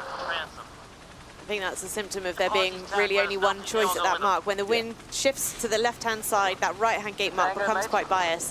So it becomes a little bit more follow my leader, which if you're leading is the dream. If you're back in the pack, it's a little bit harder because you have to make the most of the lane that you're in, and it's really hard work. So Stevie, is this a case where you have to maybe roll the dice and take some chances rather than follow the leader? It depends early on in the race. We're on board GBR and you just see how tight it got in the pack here. This is coming into gate 2. See there Slingsby, a little look over his shoulder. Get out of the way, Tash, get us up, get us up. They managed to keep the space. I mean, I think I was surprised the Australians, after taking the right turn, didn't manoeuvre sooner on the upwind leg. So the Australians have ended up sailing a lot of this upwind and disturbed wind. I think they had an opportunity early after gate 2 to manoeuvre. They ended up sticking themselves wide. I was surprised at that, but I don't think you roll the dice per se, Todd, because the right thing to do is the right thing to do. So the winners of the first 2 races for Group B have been Australia. The Bonds Flying Ruse have dominated, but right now it's the home team. Germany by Deutsche Bank out in front. 3 legs now complete as they will make the turn, and they're going to opt for the left-hand side. So it will be Eric Koostgaard-Heil, the 2-time Olympic bronze medalist in his 3rd season of SailGP, that has the lead as they head downwind. Yeah, that'll get the fans going. That'll get the fans going. Really good job by the German team. And they're sailing back towards that side of the course. There is more wind there. Potentially going to have to do more manoeuvres going around that mark. So North Star might have a chance to gain a couple of meters on them back here. And it looks like good wind on North Star at the moment. And Giles Scott now in second. His job to try to track down Germany by Deutsche Bank. Can the Canadians get it done? Look at the speeds as Canada now pushing 93, make it 94. Do I hear 95? Yes, I do. Well, and they're going to have the right of way when these boats meet. So I think Germany, they tried to keep things simple at the top, but they've sailed more distance and they're going really close to boundary there. Top left of the thing, we see who's going to be in the they're going to final. get a penalty. Yeah, they went out of bounds. They just didn't get the board drop right. Oh, that's costly. 20 meters lost. Right of way, North Star Canada. And yeah, we see in the pack, Artemis are last still. So lead change there. Might be still an opportunity for the Germans to get back in it, but they'll be kicking themselves there. Big gust of wind where the Germans are headed right now. Yeah. They might get all the way down to the mark here in one go if they get that gust of wind. That could be a mistake by North Star. Going to get carted on board Germany, Deutsche Bank now. Look at the angle. So Germany by Deutsche Bank was in first, dropped back to second, back in first for Eric Coast Guard and Heil. One of the smartest drivers out on the water. Not only is he a doctor, he's a farmer. He can fly these F-50s. Great article by Lisa Darmanin, by the way, at SailGP.com. If you haven't read it, check it out. Yeah, well, he can't see where the boundaries are, Todd, because he just went out of boundary a minute ago, but he's done a great job of getting back into the race here, and he's leading again, and North Star follow. Fantastic news for Germany, Deutsche Bank. They've managed to pull themselves back in. US team hold on to third. Bonds Flying Rouge have some points. Artemis and GBR. This could be a terrible end to their first day of racing here in Sassnitz. Oh, and the U.S. going around that gate, the DP World Gate, have a bit of an issue. They slow down to 50 kilometers an hour, and now they'll try to build the speed once again, but they've got the great green and gold of Tom Slingsby breathing down their necks. Emirates GBR and Artemis off to the left-hand side. Remember, it's to the top of the course and a right-hand turn to the finish line. The final race of the day for Group B. Oh, North Star Canada have gone wide on the boundary as well. They're all trying to maximise the width of the course at the bottom to try and give themselves the best chance of minimum manoeuvres. But I also think when it's this gusty and shifty, Hannah, because the boat's so unstable, when you hit the button to drop the board, it can take longer to go on the lock. Yeah, exactly that. And I think it's really easy because they do so many maneuvers across the weekend. You kind of get used to your timing. So when things don't quite add up, it can kind of spook the herd on board a little bit. And then those timings just getting a bit out of whack. And that's how you end up with a boundary penalty. This bottom left. Yeah, if it stopped right now, the two teams that would move on to the event final would be the Bonds Flying Rouge, no question about it. And North Star Canada, just 1 point clear of the US SailGP team. Let's go back, Stevie, to that first race where the US had a position. They gave up 2 on the final turn, and that's 2 points. My dad would always say when I was racing, every point counts. Doesn't matter where you come in, it's still 1 point. So you've got to get them all. North Star, but even this race for Germany, Deutsche Bank, they're right back in the mix to get to the event final with this. They'd only be 2 points off it going into Super Sunday. So fantastic for them. North Star, good control. Tricky move here for Bonds Flying Rouge. They will get the right of way on the boundary. US need to do something pretty clever to hold the Bonds Flying Rouge off them. All right, as they make their way to the last gate, it is still Germany by Deutsche Bank. And Lisa Darmanin down the water. Looks like we got rain coming in. How's that going to affect this finale of the race and the next race coming up? So when this rain moves in, big gusts come through. So for this reach that Germany's going to do to the finish past the crowd, they're going to be absolutely hammering. And then as it passes through, it might drop off a little bit for the next group, and it'll be more tricky and more volatile after the rain. All right, thank you, Lisa. So it's Germany out in front. It looks like they're going to take the victory, but the battle I'm watching, Stevie, is on the right-hand side. North Star Canada, the USA, and the Bonds Flying Rouge, with Emirates GBR screaming in with Artemis as well. Yeah, and they're both struggling to make it to that final turning mark on USA and Bonds Flying Rouge. The Canadian team are putting disturbed wind onto both of them. Right of way was with the British team, and they're going to be close to them. We're going to see Germany bring it across the finish line here. The Emirates winning moment in Group B on the third and final race of the day goes the way of the home team. Eric Coast Guard and company get it done. Oh my Lord, everything has happened back in the pack in that moment there. They got so slow on board USA and Bonds Flying Rouge. Artemis are going to get back to third. Oh, he must have whispered something nice to the wind there, Nathan Outridge, because he's picked a... Oh, you can hear that. Happy, that was Chris Draper. I know a cheeky laugh like that. Only Draper's got that laugh, and that's because he's gone from 6th to 3rd in the blink of an eye. And the Aussies, they are faultless. Unbelievable. Look at this. The U.S. looked like they were in position to possibly get 3rd. Emirates GBR slingshots around them. They will grab 4th. The Americans will have to settle for 5th. Sometimes you get caught in a little battle with 2 boats and it opens the door for another 2 boats. Sweden, well, I mean, you've got to say it's well judged, but sometimes you get given a good hand of cards, and Aldridge just played absolute poker. It's not going to be the performance that Tom Slingsby wants, but remember, they were playing already with 2 victories on the day, so this 6th will not harm them that much. It'll just close the gap for the rest of the field and make the standings in Group B a little more spicy. Yeah, I mean, it's great, isn't it? That's turned it all on its head. Artemis, he's going to be pretty close to the Aussies now. North Star have put themselves back in it. Every point counts, Todd. Unbelievable. Teams that have won in Group B have also finished dead last in Group B, and that is going to change things up quite a bit as we get ready to take a look at the Group B standings. Their racing is done for the day, but what a way to finish off Saturday as the home team, Germany by Deutsche Bank, get the win in front of their home fans here in Sassnitz. So there is a scene high above Sassnitz as the rain has cleared and now the wind is picking up. We are coming up on a minute away from the start of the race. So Hannah, as you take a look at the teams that are currently there, there's still a lot of racing to go, especially for Group A, 2 more races. But this is going to make it very interesting in this race.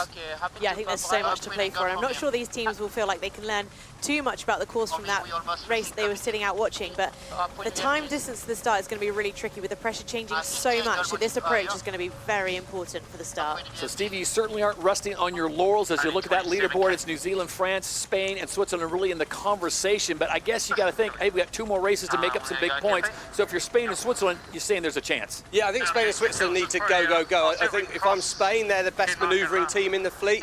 Great opportunity when it's this shifty to play to their strengths.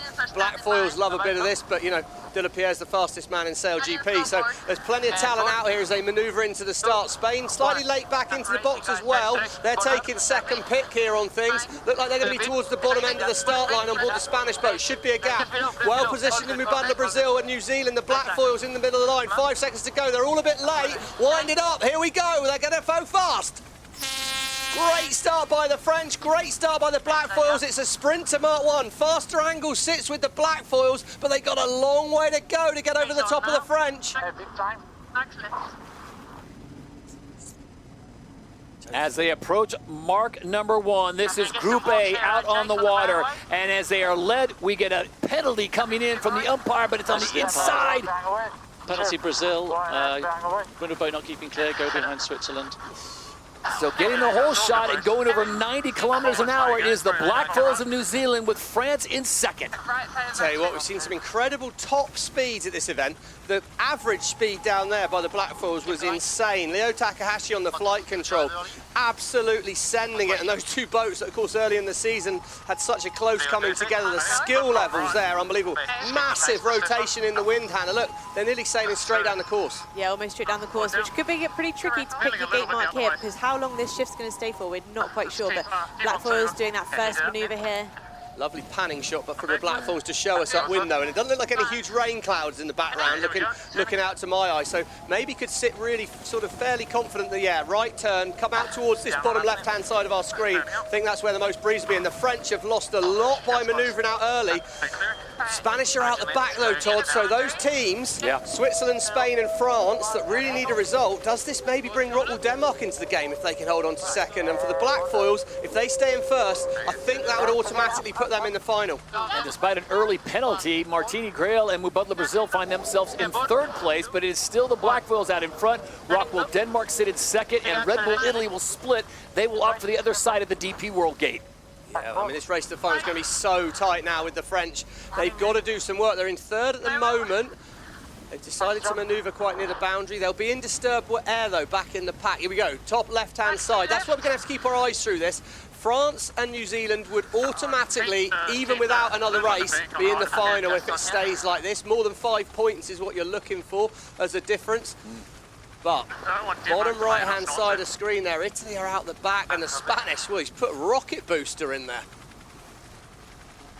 You're pretty happy right now if you're the Black Foils, because you've got everyone lined up behind you or to leeward of you, so they're in a really nice controlling position. But for the other teams who've got some points to make up, actually the way the course is set up right now, it's going to be pretty hard to make some big overtakes unless something changes. Yeah, New Zealand look pretty well set up. I wonder if we should go to our own wind whisperer, Lisa Darmanin, and see if she's seeing a bit of a weather change coming.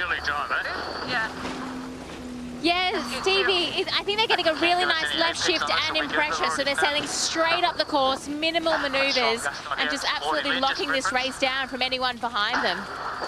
So it's the Black Foils out in front here, leg 3 of 6 as they continue to try to expand that lead. ROCKWOOL Denmark sits in second. France has dropped back to third with Explorer Swiss in fourth. Mubadala Brazil holding at 5, and Spain still not seeming to be able to get up the pack. But on the screen, Steve, it looks like Spain is actually in third. Well, they look like they're going to lay that right turn, Todd. They look like they make to the right turn without any more manoeuvres. ROCKWOOL are going to sail. I expect they're going to go left turn Bearaway. Tricky manoeuvre coming up here for ROCKWOOL. I'd keep our eyes on them because in this much breeze, the tack Bearaway, well, it's caught a few famous people out before. Big right, Polo. 3, 2, 1. I'll catch you.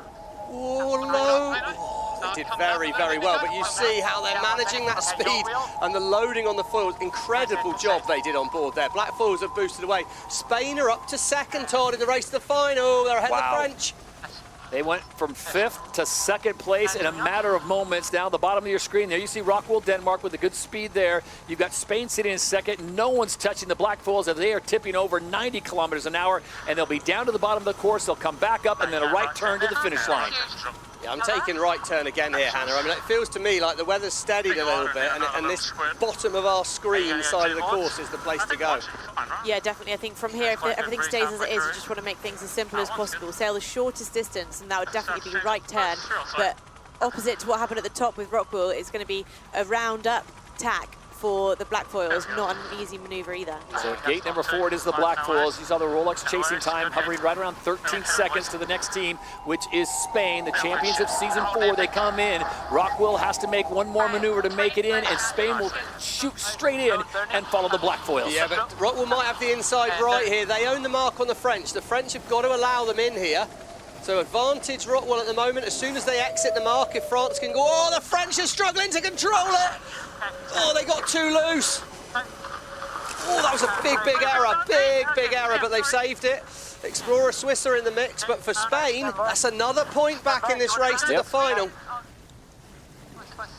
Take you on board, Explorer Swiss, their driver, 3-time Olympian Sebastian Schneider.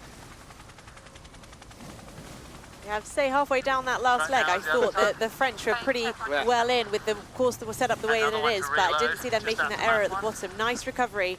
They're in a tough position here. Here we go. We're going to come back, and we sort of got the French off to the right-hand side here, and you see a big turn there, but just as they round up, they just get a little bit tight on the wing sheet. A lot of heel on the boat there as they turn through the power zone. Turn at 90 degrees. I mean, that's sums. I don't really need to talk. That's unbelievable, isn't it? Real good shot on Lynn and 2. Wow. Remind ourselves yesterday, the 3 races for Group A, the winners were New Zealand, France, and Spain. So it's kind of playing out that way right now as New Zealand leads. Spain sits in second, and France is in third. Yeah, and the Kiwis, here we go, race to the final. There you go, Los Gars be back to 2. So that, I mean, I'll be stunned if the Black Foils, well, maybe I should keep my mouth shut, but I'll be stunned if they don't win it from here. They'll be in the final. Black Foils will be through, even with one more race to go, and then we've got one more race. Technically, the Swiss could make it if Los DS Automobile were last, but it's Los Gars against the French, basically, is the showdown we've got going into the next race. So the first day and the first race on Super Sunday for Group A belongs once again to the Black Foils of New Zealand, just like they did on Saturday. They win the first race of the day, France and they have now punched their ticket. We've got a tight crossing here. It'll be Explorer Swiss with the right away, just done enough. They'll dip behind ROCKWOOL Denmark, but they will lose, and the Emirates winning moment goes the way of the Black Foils. Second place belongs to Los Gallos, Spain, and now the battle is on for third. The French are parked. They've had to park the boat basically to get round it. It's a re-acceleration match there. Oh, the French did an incredible job. The French need this point. They've got to give room to ROCKWOOL. ROCKWOOL have got room in here. France have got to let them in, but can France stay quick enough? Yeah. Great work by the French.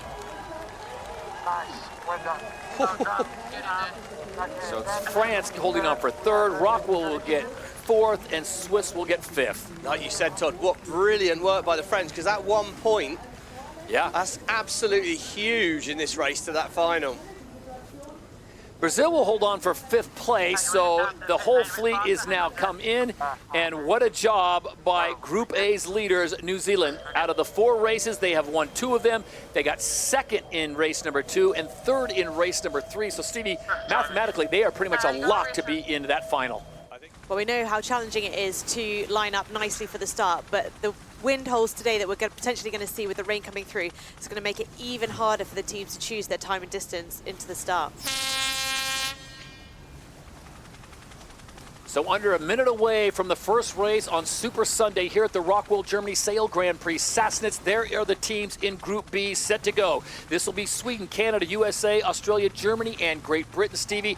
All right, the dance begins. This is the calm before the storm, and the storm has already arrived here in Germany. Yeah, a lot of rain. That's going to have changed the dynamic a little bit on the course. There's actually a good breeze in the start box for this one, which, funnily enough, they won't like the rain, but they're probably pretty wet out there anyway. USA first to manoeuvre back again. Taylor was starting well yesterday, but they could not convert. Australia late in. That's been a bit of a play of theirs recently. Giving themselves the opportunity here. GBR won't like that, turning right in front. 20 seconds to go. North Star look a little early to me. They've got a problem. They're going to have to hit the handbrake. Perfectly positioned are the Bonds Flying Roos right now. The Rolex pole predictor sits on Emirates GBR. It's going to be a case of execution from here. Canada will be shut out at the top of the line. North Star are going to have a big problem here. They're going to be over early. Australia, how's your timing, Tom Slingsby? Perfect. Germany and Canada. Oh, he was early too long. Australia absolutely nailed that. Slingsby out of the gun, perfect. He will slingshot round Mark 1 in the lead. Well, it's no magic trick if you continue to do it, and that has been the story here in Sassnitz. The Bonds Flying Roos out front and flying at mark number 1 here in race 4 for Group B. GBR in second. They need a good race here. They need a very good result. Not quite the top speed. USA, Germany, Deutsche Bank, and North Star. A lot of work to do. That was pretty reckless at the top of the line from the Canadians there. Absolute disastrous start to the race for them. Look at this. Here we are. Back behind the fleet. Top of the screen. That's where they're heading to. Looks to me, Hannah, like the wind has sort of steadied out. The Aussies might be able to get down there in 1. Great news for them. Yeah, they'll be happy if they can make it down in 1. And this race is going to be really important for Group B because the points are super tight. So working out the course and making sure you're finding the most breeze on the course is going to be really tricky, especially with this bad visibility with the rain. It looks like the Aussies don't quite make the gain. Hard to see, I'd imagine, out there. That rain will be affecting them. All the sailors wear goggles. They've got the comms unit. Aussies can make it in 1. Artemis can make it in 1. Emirates GBR are probably going to have to split the course, but Slingsby likes what he sees on the right-hand side. Maybe more breeze after a right turn. So at Gate 2, the DP World Gate, it is the team out in front, Group B, the winners of 2 races yesterday as the Bonds Flying Roos get a little loose, and that almost parks Artemis. Artemis are off the foils. Big mistake by them at the bottom there. Would love to see what happened back there. And US SailGP team are back in the game. Big reset needed for Artemis. Right in front. Yeah, they're going to get a penalty here. They're going to be overlapped. They've got to keep clear. Losing, loss on loss for Artemis at Gate 2. It just shows how tricky those conditions are there, doesn't it? It's definitely not easy with the rain driving down, maybe taking some of the visibility off the top, making the sailors find it a little bit harder to read how much breeze there is coming down the course. Yeah, Germany might be the big winners on that exchange, Stevie, because they were in 6th place. They now find themselves battling for 3rd. Yeah, sometimes when you're at the back and things happen in front of you, of course, you're relying on other teams making mistakes to get it back through, but they did make mistakes. Eric did a nice job of finding his way through. I think priority out there today, I'm sure the coaches will have been saying it, you've got to be looking ahead. That it's so dynamic on board these boats, and you know, we're going to come in and we'll see at the bottom of the course. I'm sure we'll get some replays of some of the action there at that bottom gate because it was really hectic. So this was the case. The Bonds Flying Roos go in, get a little loose, and this is a reaction on board Artemis. Yeah, here we go. So they drop the board. Oh, you see the board in the right-hand side comes back up. He doesn't get it on the lock. So therefore the boat doesn't stay foiling. So they just must have started to think they had it on the lock. Either a mechanical failure, Andy Maloney thought it was down, yet keeps coming up and down. Looks like a technical issue there, but yeah, if that board doesn't sit on the lock, the board won't foil. So actually, could have been a mistake in the crew, but could have been a mechanical. We're not sure. We'll find that out, I'm sure, post-race. Doesn't really matter for right now. Close. Absolute disaster, yeah. And then they've got to keep clear. Then they turn right in front of Germany. You know, so just absolutely compounded. But what didn't change is the Aussies just stretching out in front. Remember yesterday, the Bonds Flying Roos won races 1 and 2, finished uncharacteristically dead last in race 3, but they already had a big enough lead, so they still lead Group B. Remember, it's the top 2 positions in your group that move on to the 4-boat event final at the end of the day. So right now, it's Australia out in front, Germany by Deutsche Bank, Canada winners of race 3 in 2nd, GBR in 3rd, Canada now in 4th. Lisa, I don't know if you can hear us down in the water. You're out there in the rain. Hopefully you're well dressed for it. It looks like it's gone crazy gusty out there. Yeah, it's really wild. So that big squall kind of came through at the start and it's moved through the course. And now it's super patchy. There's just like circles of wind and then circles of nothing. Like North Star, they made huge gains and now they've fallen off the foils. And it's just going to get trickier and trickier as they approach this top gate. I think what's interesting is the Bonds Flying Rouge were happy to do extra maneuvers just to stay in the pressure.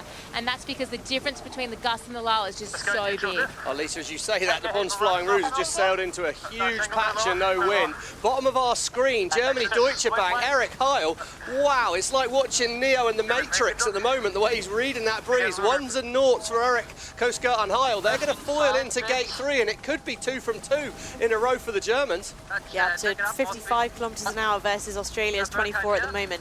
Just staying in the pressure is going to be key for the rest of this race. So local knowledge paying off for Germany by Deutsche Bank. There is Eric Coastguard and Heil out in front. He has got the wheel for his team, trying to get them another win to back up what they did yesterday, the 2-time Olympic bronze medalist. Yeah, and I think what's really interesting here is he's going exactly back where he came from, and that's because these boats go so fast downwind, he'll know that he'll be able to catch up the breeze he was sailing in if they can stay foiling. They're losing speed at the moment. Got to work hard, keep it foiling, keep it foiling. There you go, speed's building. Now they can turn away. What an upwind leg by Germany, Deutsche Bank. Absolutely brilliant. And right-hand side of screen, nearly stopped in the water. Artemis, they've gone from 2nd to 6th, 6th to 2nd, 6th to 1st even, sorry, for Germany, Deutsche Bank. Unbelievable scenes. 2, 1, turning. I think something to say for this moment now is that we're on the high wind configuration. So we've got the 18-meter wings on, perfect for the strong winds. When it drops down, you have to work the boat really hard to keep it up on the foils. So whereas they'd normally be able to do a nice slow turn for some of those maneuvers, they're going to have to whip the boat round, really build the boat speed and invest before they're able to do any maneuvers. So what a change a day makes. Yesterday we were talking about the high speeds, the new speed record in SailGP put up by DS Team France, 107.63. And now you see the US SailGP team, Emirates GBR, even the Bonds Flying Rouge with both poles in the water. Meanwhile, Germany sailing away with almost a 600-meter lead as they head down course. And their speed, though, is coming down, but still traveling over 40 kilometers an hour. Yeah, just look at the number of maneuvers Germany are doing. Basically, you've got your head out the boat. Here we go, race to the final. That's what's absolutely crucial right now. And for the Germans, well, if it stays like that, so let's be honest, this is a big if. This is seriously changeable conditions. One more race still to go for this still group. one more race after this, but Germany would be in. Bonds Flying Rouge would be, but Bonds Flying Rouge are going back up the course currently to try and stay on the foils. To watch, this is going to look a bit ridiculous at times right now because the teams are just having to chase the pressure, and when I've got wind, then I'll start progressing down the course. Germany, they're way off to the other side of the screen. Yeah, bottom right-hand corner of our screen there, still on the foils, nearly a kilometre ahead, but he's done about 5 or 6 manoeuvres down here, Han.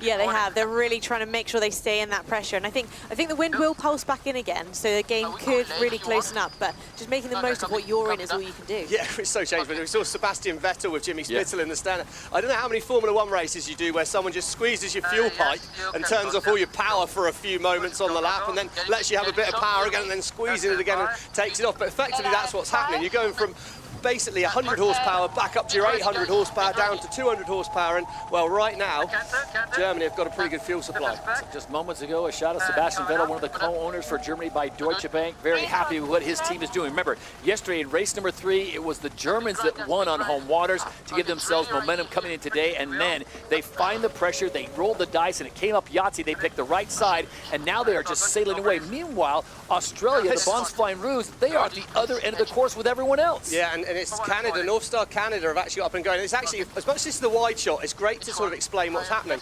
You can see the other boats, they're just closer to the land, and anyone that's been on a street and stood behind a big building or just stood in a forest, if you stood in a forest, you don't feel a lot of wind. So once you get up towards that shoreline, there is less wind, and it's going to be Canada that have to do the dance down the boundary here, trying to stay in the Prix. But yeah, Artemis still yet to make it to gate 3. North Star have gone from 5th to 2nd, and well, Giles Scott loves a few wind shifts, so he'll be enjoying this. All the way to boundary for pressure. So there you see North Star Canada, as Stevie mentioned, Giles Scott, their driver, the 2-time Olympic gold medalist in the Finn class. They could use some points big time if they could hold on and get the second. I don't see anyone, Hannah, catching the Germans at this point, unless they sail into one of those pockets at least I talked about, and no wind, which they have found, and now they're at 16, 15 kilometers an hour. Lisa, I don't know if you can still hear us down there. It seems to me like everyone's manoeuvring in and around where North Star Canada is. Is it just a case of getting away from the shoreline to find more wind?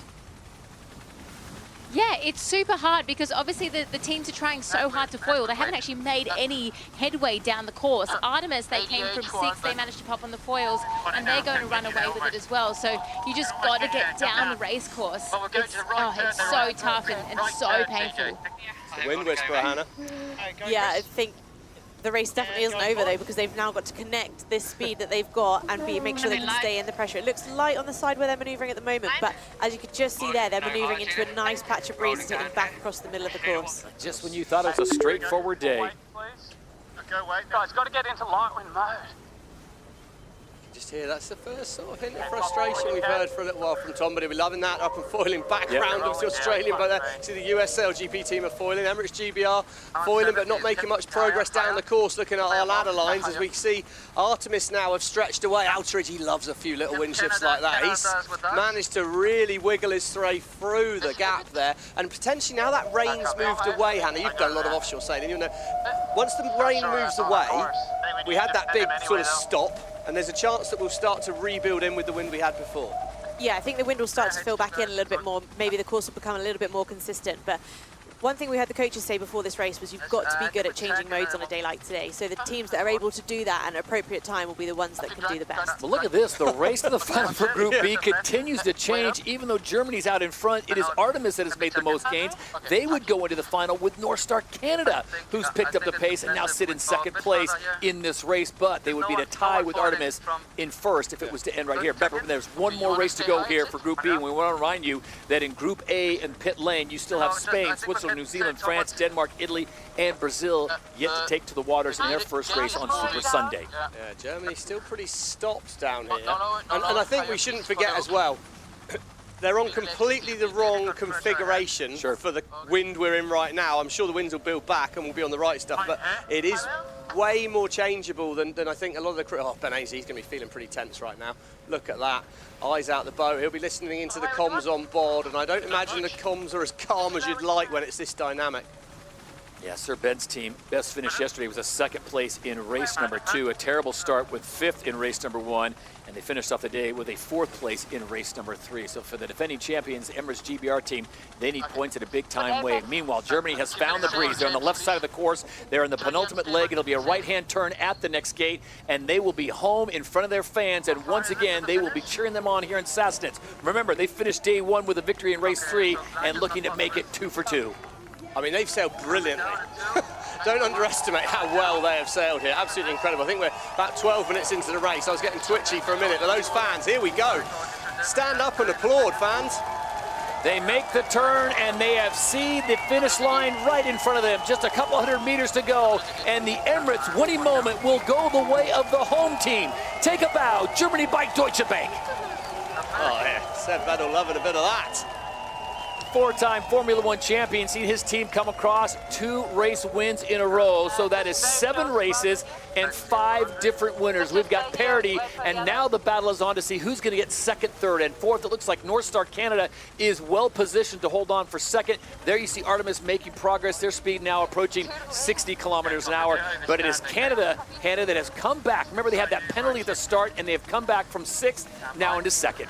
Yeah, it's one of those races where the start is kind of just the start of the race. It's not all important. They've done really well to find a patch of breeze. Looks like the breeze has piped up quite a lot more now, so again, changing gears, but they've done a really nice job to come up and step. So they have a little ways to go, Han, and then you see Artemis looks like they're going to hold them for 3rd. The interesting thing is, as you look back at race 3 yesterday, Stevie, that's the exact same 1, 2, and 3 in Group B. Was Germany, Canada, and Artemis top 3. Yeah, I think what's crazy is Australia right now, they're sat in 6th. Yeah. That mean they wouldn't have got a point since the first 2 races yesterday. Yeah, look at the colours, little dash lines moving down the screen there. That sort of shows the breeze has come back up again. When you see more of an orange colour compared to the blue, that's suggesting there's more breeze. Artemis, I tell you what, they've rolled a lucky one there. Well, not lucky, that's not fair, but that reset on the course really made up for their error at the bottom gate. Never say die for North Star Canada in dead last, and they come back to salvage a 2nd place. So well done to Giles Scott and his team, and here he comes, Nathan Outeridge and Artemis. They'll make the turn and head for home, and as we do the computations, that would put them into the final if it was the end of the day. So it would be Canada and Artemis. Germany would miss out, Stevie, by 1 point. There's going to be some last race, Todd. Some last race coming up in this group, because you also got the Bonds Flying Rouge 1 point out as well. So effectively, whoever beats whoever of those 4 boats whoever's the first 2 of those 4 boats in the last race goes through to the final. So, wow. Well, this is uncanny. Yesterday's race 3 that we talked about, we concluded Group B. It was Germany, Canada, Artemis, GBR. Right now, it is Germany, Canada, Artemis, GBR once again. So an absolute carbon copy of yesterday. The only good news is the Bons Flying Rouge will come in 5th place, 1 spot ahead of the USA. Yeah, I mean, it's so tight in these groups, isn't it? 1 point, Hannah, is just it's massive. Yeah, it's huge, and I think on a course like this, where there's so many position changes, you have to sail your own race, but it's really exciting to see it this close going into the final race before the final. Yes, I think so. I mean, I don't know, I sort of find myself, it's pretty hard for the US team. I mean, I don't think they made some huge mistakes, but they're just not quite getting the roll of the dice, and they need a very good last race here, or this could be season-defining for the US team. If they've come out of this event with no points, which, you know, being at the bottom of the pack, which is not impossible right now. Well, they currently sit 4th overall, and they're only 1 point out of a top 3 position. That could be grand final gone, Todd. Yeah. And they've not done an awful lot wrong here, but little bits, painful. What do you see? What kind of pressure are you seeing down there on the water, and how it's going to play out over the next 15 minutes? Yes, we'll go down. It's slightly moderated, but there's a big dark cloud sitting above the race course, and as that comes through, I'm expecting the breeze to really kick. So the middle of this race is going to be quite intense, and then as that passes through, it's going to become diabolical again. LD promising the goods. She does love a cloud, that lady.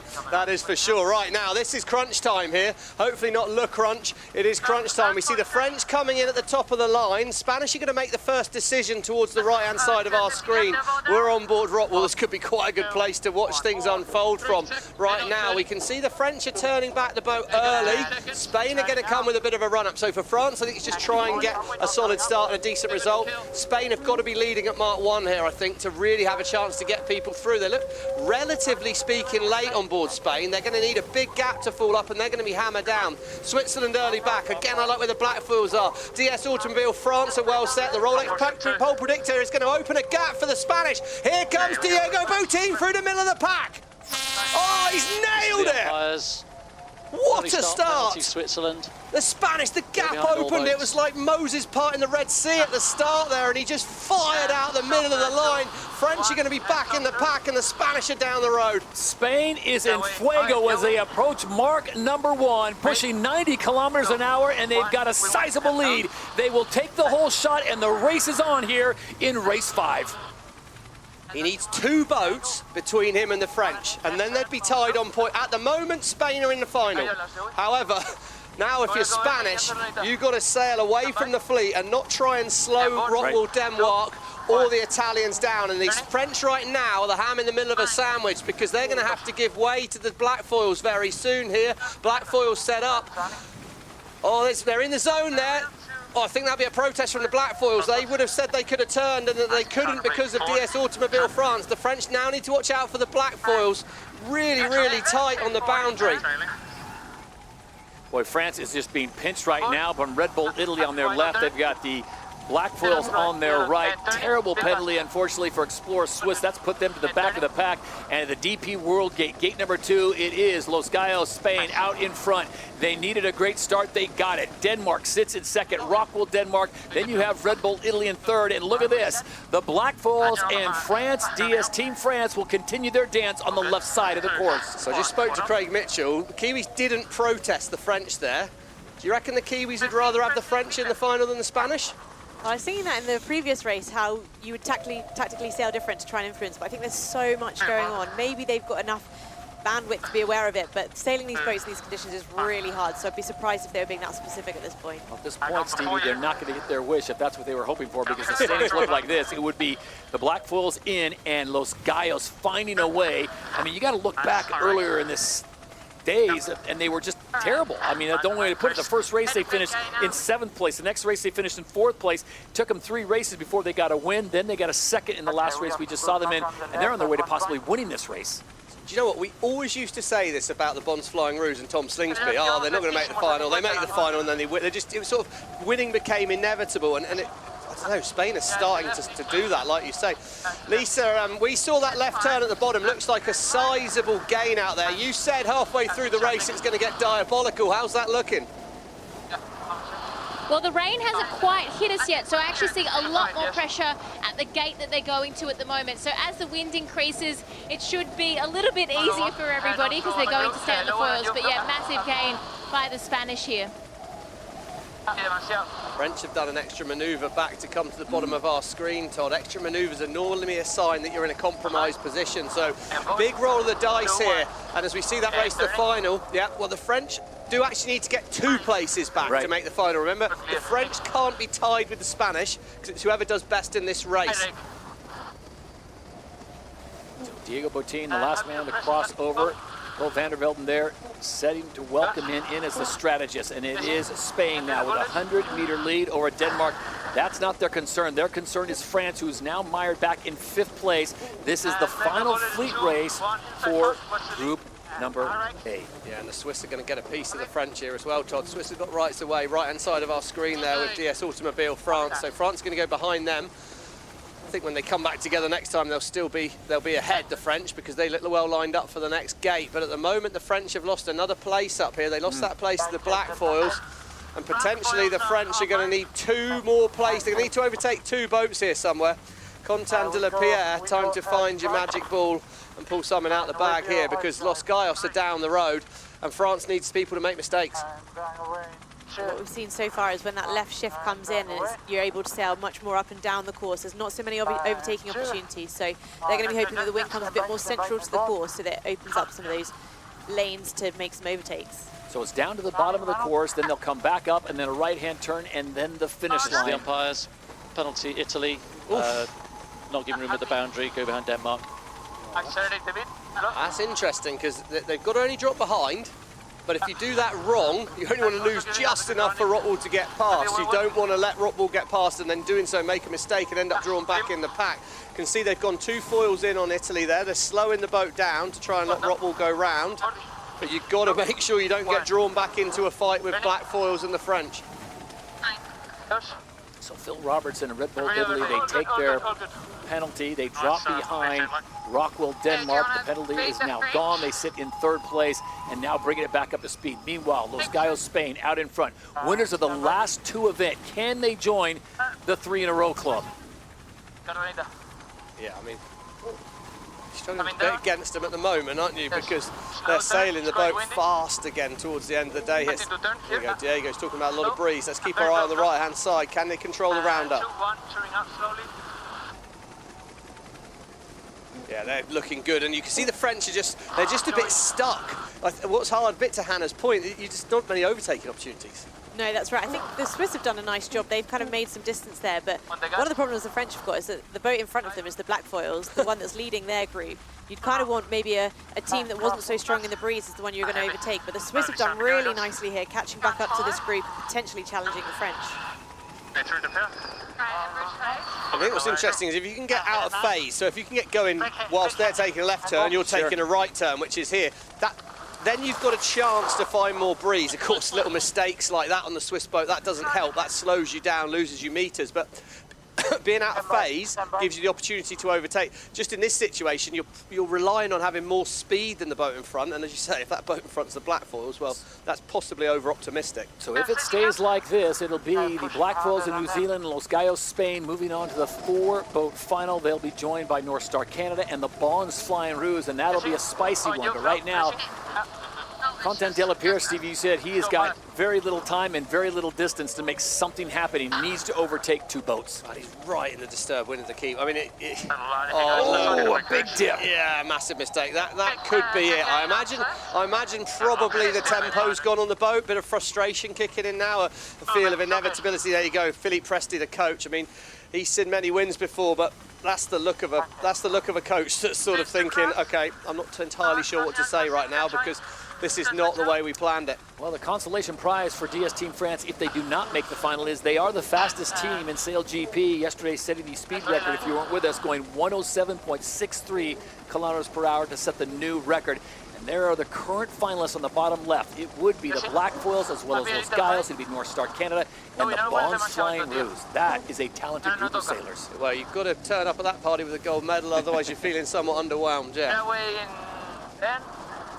There we go, Simone Salva, coach of the Spanish. Oh, hey, Simone, a little wave. He's obviously feeling pretty relaxed with what he sees there. I think They've put on a bit of a masterclass in this race from the start when everything opened up, and then sailed really, really solid race here. Yeah, I mean, they nailed that start when the pressure was on, didn't they? They had to need an opportunity, they took it. They spin it around and they make it count when it's needed most. Once again, the winners in this race, Los Gallos, as Spain gets the victory here in race number 5.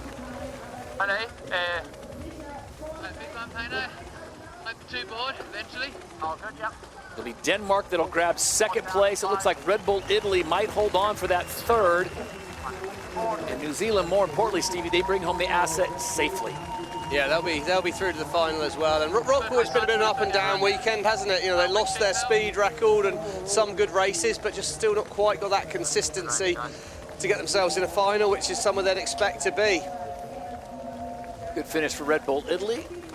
Black Foils are in fourth, didn't need the points, but they'll take them nonetheless, and they will be into the final. That'll be a fantastic showdown, Stevie. I'm trying to compute, as you said, the number of gold medals in that group. Yeah. I think we're looking at 7 or 8 gold medals between those 4 boats. Yeah, and we just had a little shot there. You can see Marcus Hansen, Stu Dodson, the big grinding unit on the front of that Kiwi boat, and I think we perhaps underestimate that. I saw some stats from yesterday, and in some of the jibes, the wing trimmers are putting down about 1,600 watts. Oof. Now, I know you love a bit of pedalling, so I don't know how many watts you put down on your bike this morning, but not that many. No. And they're doing that with their arms whilst getting flung around at a serious amount of pace. So you're a bit of a, when it is this gusty and shifty, and I think especially with the small wing, you have to move it quite a lot, then, you know, they're doing an awful lot of movement on that, a lot of power from those grinders. Let's see what this race brings. Yeah, look at that windrose, Todd, 32 kph, and look at the, you know, the Kiwis would say there's sheep in the paddock. There's a lot of breeze on the course here, and that leaderboard, there's no holding back. GBR, yeah. Anyone from 5th to 1st can make the final. You're going to have to keep doing your maths the whole way round. But yeah, it's so tight, you've got to go hammer down. So keep your eye on Canada, keep your eye on Artemis. Of course, the home team, Germany by Deutsche Bank, will have the fans on their feet. And the Bonsflying Ruse, big surprise there. Remember, yesterday they won the first 2 races, then they finished 6th. And then they just backed it up with a 5th, so they are trending in the wrong direction. We'll see if their driver, Tom Slingsby, can spin things around. Emirates GBR technically still in the conversation, so a big win here is going to go a long way to see who will make it into the 4-boat final. Yeah, I mean, you've just got to look, you've got to go out and beat the other boats. So for all the boats, it's about winning the race. Obviously, Emirates GBR, they need a bit of luck. Here you go, Slingsby spins it on the inside. He's looking towards the bottom end of the line here and relatively early back. We'll see what their timing looks like when they come out. I think they're all a little bit safe timing-wise here. Artemis is going to struggle to get a gap. He's hoping to come out the bottom. Emirates GBR firing through the gap there. Middle of the line, it's all very, very tight. Artemis now has space. It's about acceleration. Canfield looks perfect to me at the top. 2-1, line's going to go wide. Canfield's nailed it. Oh, the US SailGP team have absolutely nailed that start. They're going to have a fast angle and they're gone down the road into Mark 1. Artemis hold on the inside. Bonsflying Ruse. They're the 2 boats that currently would be in the final, but for everyone else behind, opportunity knocks. At mark number 1, it is Lady Liberty and the Stars and Stripes out in front. Behind them, you've got Artemis and you've got the Bonsflying Ruse, and the battle is on. This race is crucial for the US team for season points. They need to win and hope to move up the group. They're not going to make the final. At the moment, it'll be Artemis and Australia that are in the final with these positions. North Star have got to do some overtaking, and for Germany, Deutsche Bank, they're out the back at the moment. You've got to find an overtaking opportunity, Eric Kyle. And here's Harry. Up 5. Angle, all good. Aim breezy, Hans. We're down a little, Harry, I think. Yeah. You can just hear from the comms on board the US. They had a great start, but they know that they have to execute at such a high level for the rest of this race if they're going to stay in that first position. That's a good point, Hannah, because you look at this course, and it's massive here in Sassnitz. You can get the whole shot, you can get the lead at mark number 1, but that is not translating into victory.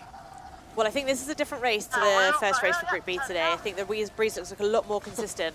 But the breeze is up, so it's going to be really hard to keep the F50s under control. And a little mistake by US there, just let Artemis in. Yeah, they got wide, they got down into the water, they got too low, too wide, and Artemis will snap that up in a blink of an eye for sure. Bonsflying Ruse are through. Bottom left-hand corner, Artemis in the final. Bonsflying Ruse in the final. North Star need to make an overtake, but that overtake they need to make is the Bonsflying Ruse. So the Australians on the bottom of the screen, leading Emirates GBR and Germany by Deutsche Bank, as the Brits are the first to turn away. Let's look at this one more time as they went through the DP World Gate 2. Yeah, you can just see they get a little bit caught to windward, then they have to do a big ease, and the boat does a big heel over, so they end up wide. Just didn't quite get the right trajectory around the mark there, I'd say.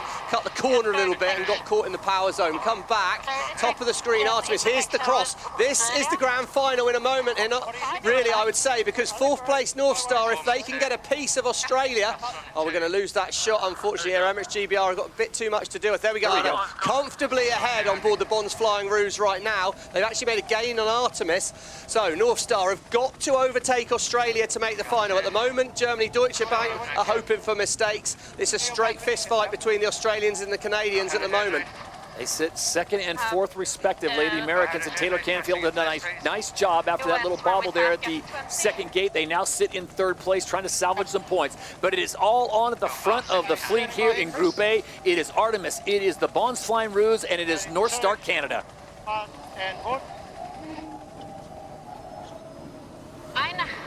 Look at the G-force on the grinder crossing the boat there. Brad Ferran having to cross the boat there. He drops into there, back on the handle. Wing sheet comes in for Chris Draper. Get the heel sorted. Can we cross the US? Yes, they can. They've judged that well. Next problem for them is the Australians.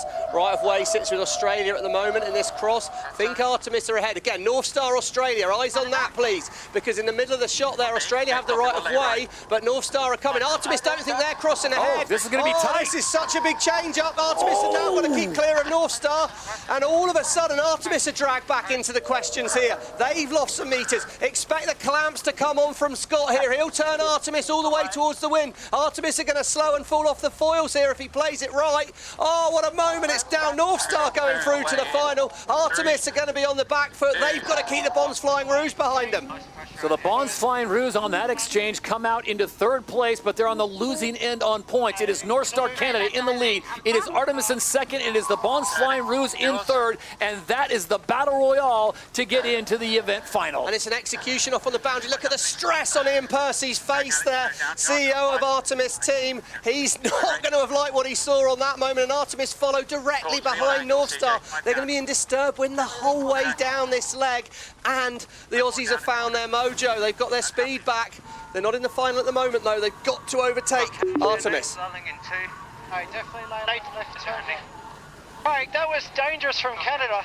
Well, you don't hear Nathan Outteridge getting a bit heightened ever. That's about as stressed as I think I've ever heard of. And that was directly sent to Craig Mitchell, that message, I'd say. How about this? You look at this, Stevie, this group. You've got Olympic gold medalists, Olympic gold medalists, Olympic gold medalists, all doing the dance, and there's only 2 positions in the event final with 3 boats fighting for it. Yeah, well, I mean, you know, we sell it, this is the best of the best, and I think that sort of suggests it is. And ultimately, someone in the best of the best has to be the best. Yep.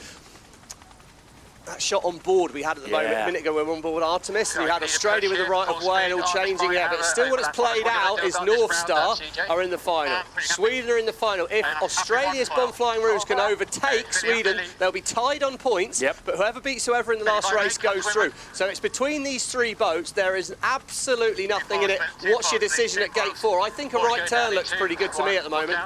I'd expect an extra manoeuvre from one of these teams. Yeah, I'd agree with that. I think a right turn looks good, but it doesn't look... Artemis are going. Oh, Artemis is taking it. Yeah, I like that. I like that move. We'll probably have to go and fight. It still sits as it does at the moment, with Artemis now coming to this side. I think we need to get out to Lisa and see what she sees on the race course, breeze-wise. Which turn are you making at the bottom, Lisa?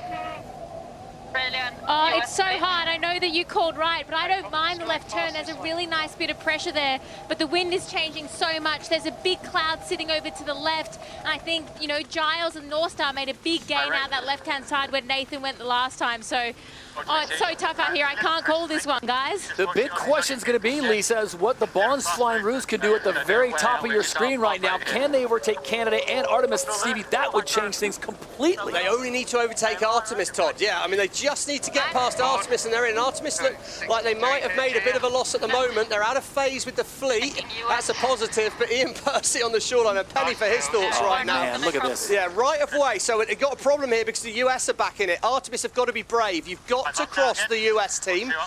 Bottom of our screen, Artemis. Middle of our screen, US. Slightly above middle, the Bonds Flying Ruse. Massive moment here. You've got to be brave, Nathan. You've got to push it across. Oh, I think he's clear. Canfield will have asked the question, I guarantee you that. Yeah, you heard him. Canfield protest that. Ian Percy there. Look at him. I wish we had a microphone on him. Race to the final. Bonds Flying Roos are in, tied on points, but because they're ahead in the last race. All right, so it's time for the Wind Whisperer and Artemis to work some magic as they head to the right side of the course. Can they find pressure? Can they get the overlap? And can they get past the Bonds Flying Roos? North Star looks good. Their position is great. It'll be on to the next gate, a right-hand turn, and the finish line, and they will be in the event final. The battle really is between Artemis and the Bonds Flying Roos for that second spot. Yeah, and when they come back together at this top mark, Artemis will have the right of way. However, it looks to my eye like they've made a big loss. It looks like less wind on that shoreline. Lisa had a great view on the water, Hannah, but I think Artemis is struggling here. Yeah, they've got right of way, but they do also have to do an extra manoeuvre, so they need a bit of gap there. I think, for the moment, Bonds Flying Roos is going to have it. So as they make the right-hand turn, they'll see the finish line in the distance. It will be Giles Scott and North Star Canada that come from behind, and they will take the win in race number 5 for Group A. Well done, Canada. Absolutely awesome, lads. Best we've ever sailed. Jiving, staying racing here. There you go, that was Paul Campbell-James. Best we've ever sailed. Keep racing, we've got to get out the course here, guys. Bonds Flying Roos will hold on for second place. Artemis is going to drop back to 4th, and a 3rd for US SailGP.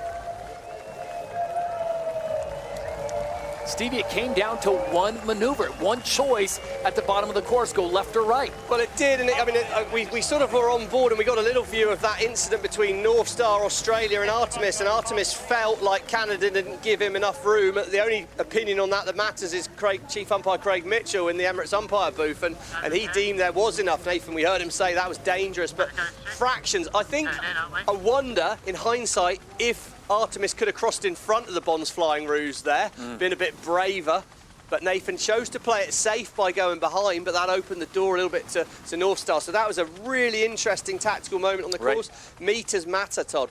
So the teams will get themselves into position as we come up on 1 minute to go. You see the clouds have moved in like Master and Commander here out on the Baltic. That's full on. Here we go. This stat here, Hannah, is amazing, isn't it? So that's the number of finals teams have been in and then how many they've won. And if you look at the Blackfoils, their conversion rate, that's the highest percentage of finals in to wins completed. So I think that backs me up. But again, you're not backing against Los Gaios currently. And, you know, any of these teams who win, that's what we've said, a lot of gold medals out there. Yeah, that's right. I mean, I think North Star Canada feel like they'll have something to prove. I know they felt frustrated that they've been in a number of finals but haven't managed to make it win. But it's going to be all on for this race. It looks breezy. Here we go. 7 is the number. 7 gold medals between these 4 teams. Well, that's pretty impressive, Just isn't the it? drivers. Just the drivers, yeah, unbelievable that. Here we go, so killing 12. So a lot of those other boats are early back. This is a good opportunity for the Bonds Flying Roos, I'd say. Yeah, I think the Blackfoils are pretty trapped high on the line here. Big opportunity for the Australians to close this start hour. I love where they are, 5 seconds to go. They are maybe late on the other boats. Canada are slowing them up. Bonds Flying Roos are going to be fast at the gun here. Brilliant from Slingsby. He's going to have a big lead at Mark 1. North Star got too close to the line there and they had to park everyone else up. Big lead coming for the Aussies. Last time out, the Spanish did start in the medal race in last, and then they got through and won that final. So we'll see how it goes. Blackfoils, look at the pace on the Kiwi boat. Brave as you like on board New Zealand, but they're not going to get near the Bonds Flying Roos.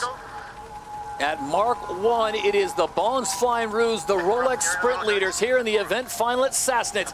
Can they make this stick all the way to the very end? Spain first to go away. Seems a logical move, Hannah. Yeah, although it does feel like a bit of a risk. That early manoeuvre hasn't paid off so far today, but let's see what happens. They come into the boundary here, so New Zealand get the right of way now, but they've got quite a big gap to North Star Canada. Their first to manoeuvre, North Star matched that. They'll be trying to just keep it tight, but at the moment the Bonds Flying Roos have got a pretty big lead. But got to think, last time we had a big rain cell like this, it went to absolute custard just after it, didn't it? Hardly any wind, it got really, really sticky. Oh, North Star have made a little error. They're off the foils. Kiwis are going over the top, but the Kiwis have got to keep clear of them. Blackfoils are through into second. As they approach gate number 2, the DP World Gate, the question is, where do you go? It looks like the Bonds Flying Roos are going to opt for the left-hand side. Does everyone follow them? It does be the Blackfoils. North Star Canada is going to split, go the other way, as well as Los Gaios. So we have 2 for 2 on each side. We check in with Lisa Darmanin down on the water. Lisa, over the next 12 minutes, some big decisions are going to have to be made. Who's making the right ones right now? I think you can't really think a minute ahead on this race course. A, it's just so changeable, but B, the visibility is really hard as well. So when you've got rain on the racetrack and it's gusty like this, it's hard to read and predict. So it's so tough out here, but obviously being in front gives you the choice, but being behind, you can see the holes. Yeah, Stevie, Lisa's talking about the visibility. Yeah. It is brutal right now. It is like full fog bank has rolled in with the storm, but we can tell you it is the Bonds Flying Roos that are out in front. This is the form, Hannah, that we saw from Australia on day one. Yeah, and actually in the finals this season, they have converted every Mark 1 lead in a final to a victory. That's a good stat. Not if you're on any of the other teams, but that is still a good stat. I mean, it looks gnarly out there, doesn't it? That wind's hitting him in the face. There's 30 kilometres an hour of wind. They're going upwind at about 35, 40, 50 kilometres an hour. So you've got rain hitting you in the face at 100 kilometres an hour. There's a reason Tom Slingsby's cowering forward there, I'd say. But big lead. Looks like at the moment the Blackfalls are holding on, but the Aussies have extended here. They've got a bit of extra space and speed. The fleet come back together, not a lot in it. Very good. Pretty up.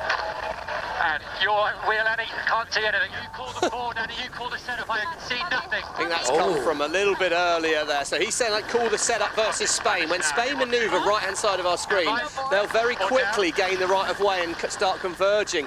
And obviously Charles can't see. So you've got to split the roles. You've got plenty of eyes on the boat. Annie Hager just gets down to leeward, and she'll be calling that manoeuvre by the Spanish. You can see the driving rain on the screen there. Feels like daggers when you're sailing upwind at this speed. If the wind screen's good, it's the wind is fucked. All right. Oh, excuse me for the language. I think he meant the wind instruments are not quite working properly, was I think the intention of that comment. Stevie Morrison with the proper translation. So here we go. This is like 3 of 6, the halfway point as they come up on gate number 3. It is the Bonds Flying Roos out in front. The Blackfalls of New Zealand sit in second. Los Cayos, Spain, winners of the last 2 events in third, and North Star Canada in fourth. This is the event final here in Sassnitz. And remember, the Australians have not won a race. You have to go all the way back to New York earlier this season to go to the last event victory for the Bonds Flying Roos. I think the wind's dropping a little bit here. But if the Australians get round staying on the foils, they'll probably be able to get and extend away. It's easier to stay on the foils going downwind than it is upwind. So I think that could be all right for the Aussies here. But if you don't nail your next manoeuvre and you fall off the foils, feels like it's dropped. Look, it's glass here on the water, Hannah, and that rain has passed through. Blackfalls look like they've lost some distance. Yeah, I think the Bonds Flying Roos have got a nice lead at the moment, but this race is definitely not over yet. I think there's potential for the Prix to drop right off after this rain has passed through. Blackfalls are on the inside, so they do have the right of way, but I don't think you're going to want to do an extra manoeuvre there. No, look, right in front of him. Wow, I think you're struggling for wind in under the shore again. Remember when this happened in the first race? Right. All went off a bit, didn't it? 2, 1, go. Well, we've seen this before. Remember the start of today on Super Sunday, we started off with a big breeze, Stevie, and then all of a sudden, as Lisa reported, there's pockets of nothing, and teams were sailing into those pockets of nothing, and one of those teams was the Bonds Flying Roos. They had a lead, they sailed into no pressure, and then they watched people go past them. Yeah, I mean, I mean, there's definitely still some good breeze coming. Maybe it won't drop off. I mean, maybe Lisa can see out on the water. I don't. Lisa, are you seeing a big shutdown, or are we going to hang on to a bit of breeze? I think what we're seeing now is the lightest point. Now that's blown through, and a little bit more is coming around the racetrack. But it's still going to be super gusty, but not as bad as we saw in that first race. Okay, so good news for the Bonds Flying Roos fans out there, and good news for Deadpool and the Greatest Showman. Somewhere they're smiling because they want to see their team back on top, hoisting the trophy at the end of the day. Remember, the last time Australia won earlier this season was in New York City, and right now the Bonds Flying Roos looking like they did on day number 1 when they won the first 2 races in their group. Yeah, and don't forget as well, every event there's a prize pool of $800,000. So if they win this race, $400,000, which makes it a pretty nice race, pretty nice day out, even if it is raining. And actually, that's what makes it interesting. Canada, New Zealand Blackfalls have just dropped back behind. Well, their chunk of the prize money goes away from them as well. So yes, of course they want pints. Yes, of course they want to win the championships. But who wouldn't like a bit of money in the pocket? Here comes Spain now, moving up, progressing nicely, just behind the Australians, back about 300 meters, as Australia will opt for that left-hand side on our screen right for them as they spin it around. And as Lisa reported, looks like maybe the lowest pressure of the day has come through, and now they will be searching for those ripples on the water, looking for those dark patches to pick up some speed and seal this victory. just harder to see in this breeze as well, really. With this rain on the water, the texture will have gone out of it, and the blackfoils have really got out of phase down here, unfortunately for them. They've dropped back a lot of distance.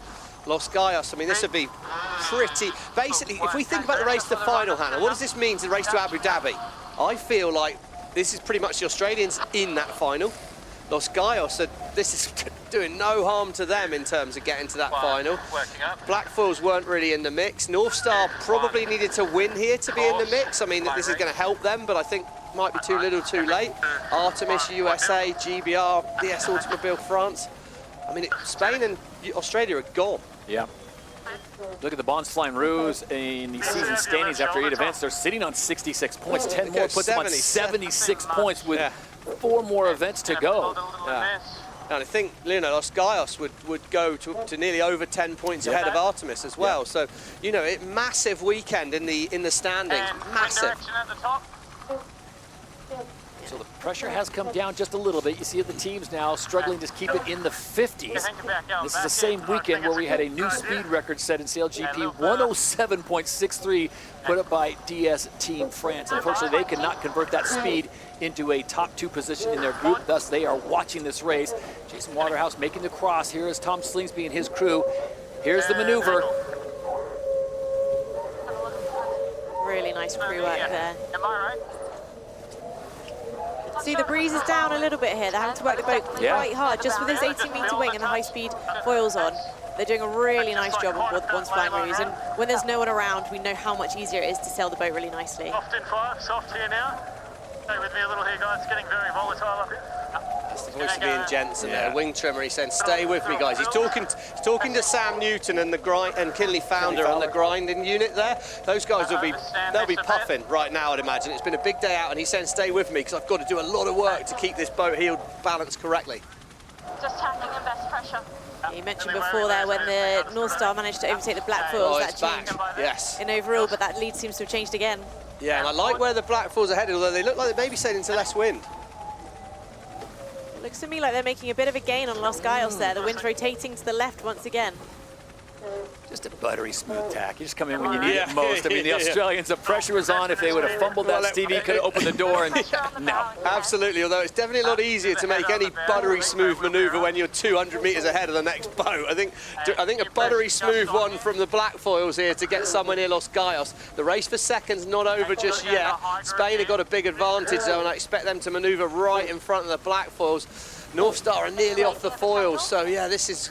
For those prize pots at the end, this is not good news for the Canadians, but the Blackfoils have made a mistake here. They're going to have to do an extra couple of manoeuvres. It's really light, Todd, but that's not going to matter for the Australians. At the final gate, it is the green and gold as they spin the boat around and see the fans on shore that have stuck through the storm and the rain and the wind. They can bring them home. They are the 3-time champions in SailGP. They lead the overall standings by 12 points, and they do it again. It hasn't been since New York City in the Big Apple, but as they come to the line, your Emirates winning moment goes the way of the Bons Flying Roos.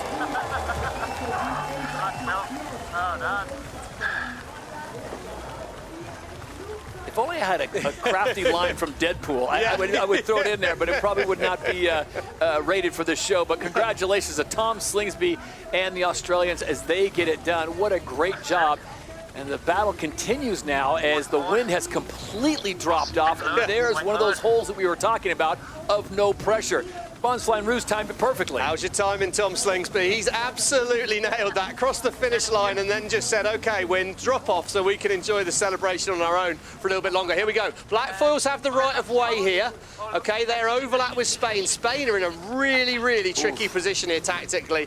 If they've got to stay clear ahead of the Kiwis, if they get anywhere close, Burling will protest it. So we'll see what happens. Slow down here. Slowly turning up. Hard to imagine this weekend the speed record was set in SailGP because we now have got ourselves in an old-fashioned drift-off, and the most speed may belong to the Canadians. They don't have any rights here, though. He's got a job on here on board North Star. Oh, he's going to thread the needle. Well, I think Los Gallos will hold him back, but I don't think he's infringed Blackfoils there. I'm going forward down. Oh, I think he's clear. To me, he was clean. He had no rights, so he had to be totally clear. I feel he was clear, But this is not over yet. All the boats are pretty parked up here. Got to get those wing sheets eased, a bit of twist in the top of the wing, trying to encourage the wind round. Pete Burley's got it going. Well, Blair Tukes really tweaked that wing out. He's popped a little bit more twist into the wing. They're in glide mode here. He's got the boat rumbling forward. They'll be in disturbed wind, so they've got less opportunities. There's a gust of wind on the water just above them. You can see a slightly dark patch. That'll get to the Canadians first. Won't be any panic there, Blair, I'm afraid, mate. Coming down, your wheel. Finish line is down from here, isn't it? Yeah, right-hand corner. They're going nearly downwind in very little wind. So Canada, I like what they're doing here. He's going to sail more distance, probably a couple more manoeuvres. But when they manoeuvre on the boundary, Canada's going to have right of way and Spain are going to have to keep clear, and then Blackpool's going to have to keep clear of there. So this is all on. 25 to boundary. So two-time Olympic gold medalist Giles Scott rolls the dice here and comes up with a strategy. He should pick up the pressure first. Look at this. And it starts to build, it's say right at 10 kilometers an hour, but it's 2 kilometers faster. Meanwhile, the champion's almost out of their wetsuits and they're getting ready to celebrate, and the racing's still on for second. Oh, they'll love that. All on the Kiwis to keep clear here. This is the umpires. Penalty New Zealand, not giving room at the boundary, go behind Spain. Yeah, I think he was a little bit. That's really going to hurt them. Pete won't like that. He'll say, oh, I did everything I could, but I think he could have seen that a little earlier. He's got to drop behind the Spanish. They got to come off already. He's technically behind them. I mean, this is classic, isn't it? It's an absolute drift off across the finish line. I did mention we went 107 this weekend, right? Yeah. So Canada will hold on for second place here at Sassnitz at the ROCKWOOL Germany Sail Grand Prix, and that means that Spain will grab third, New Zealand will take fourth.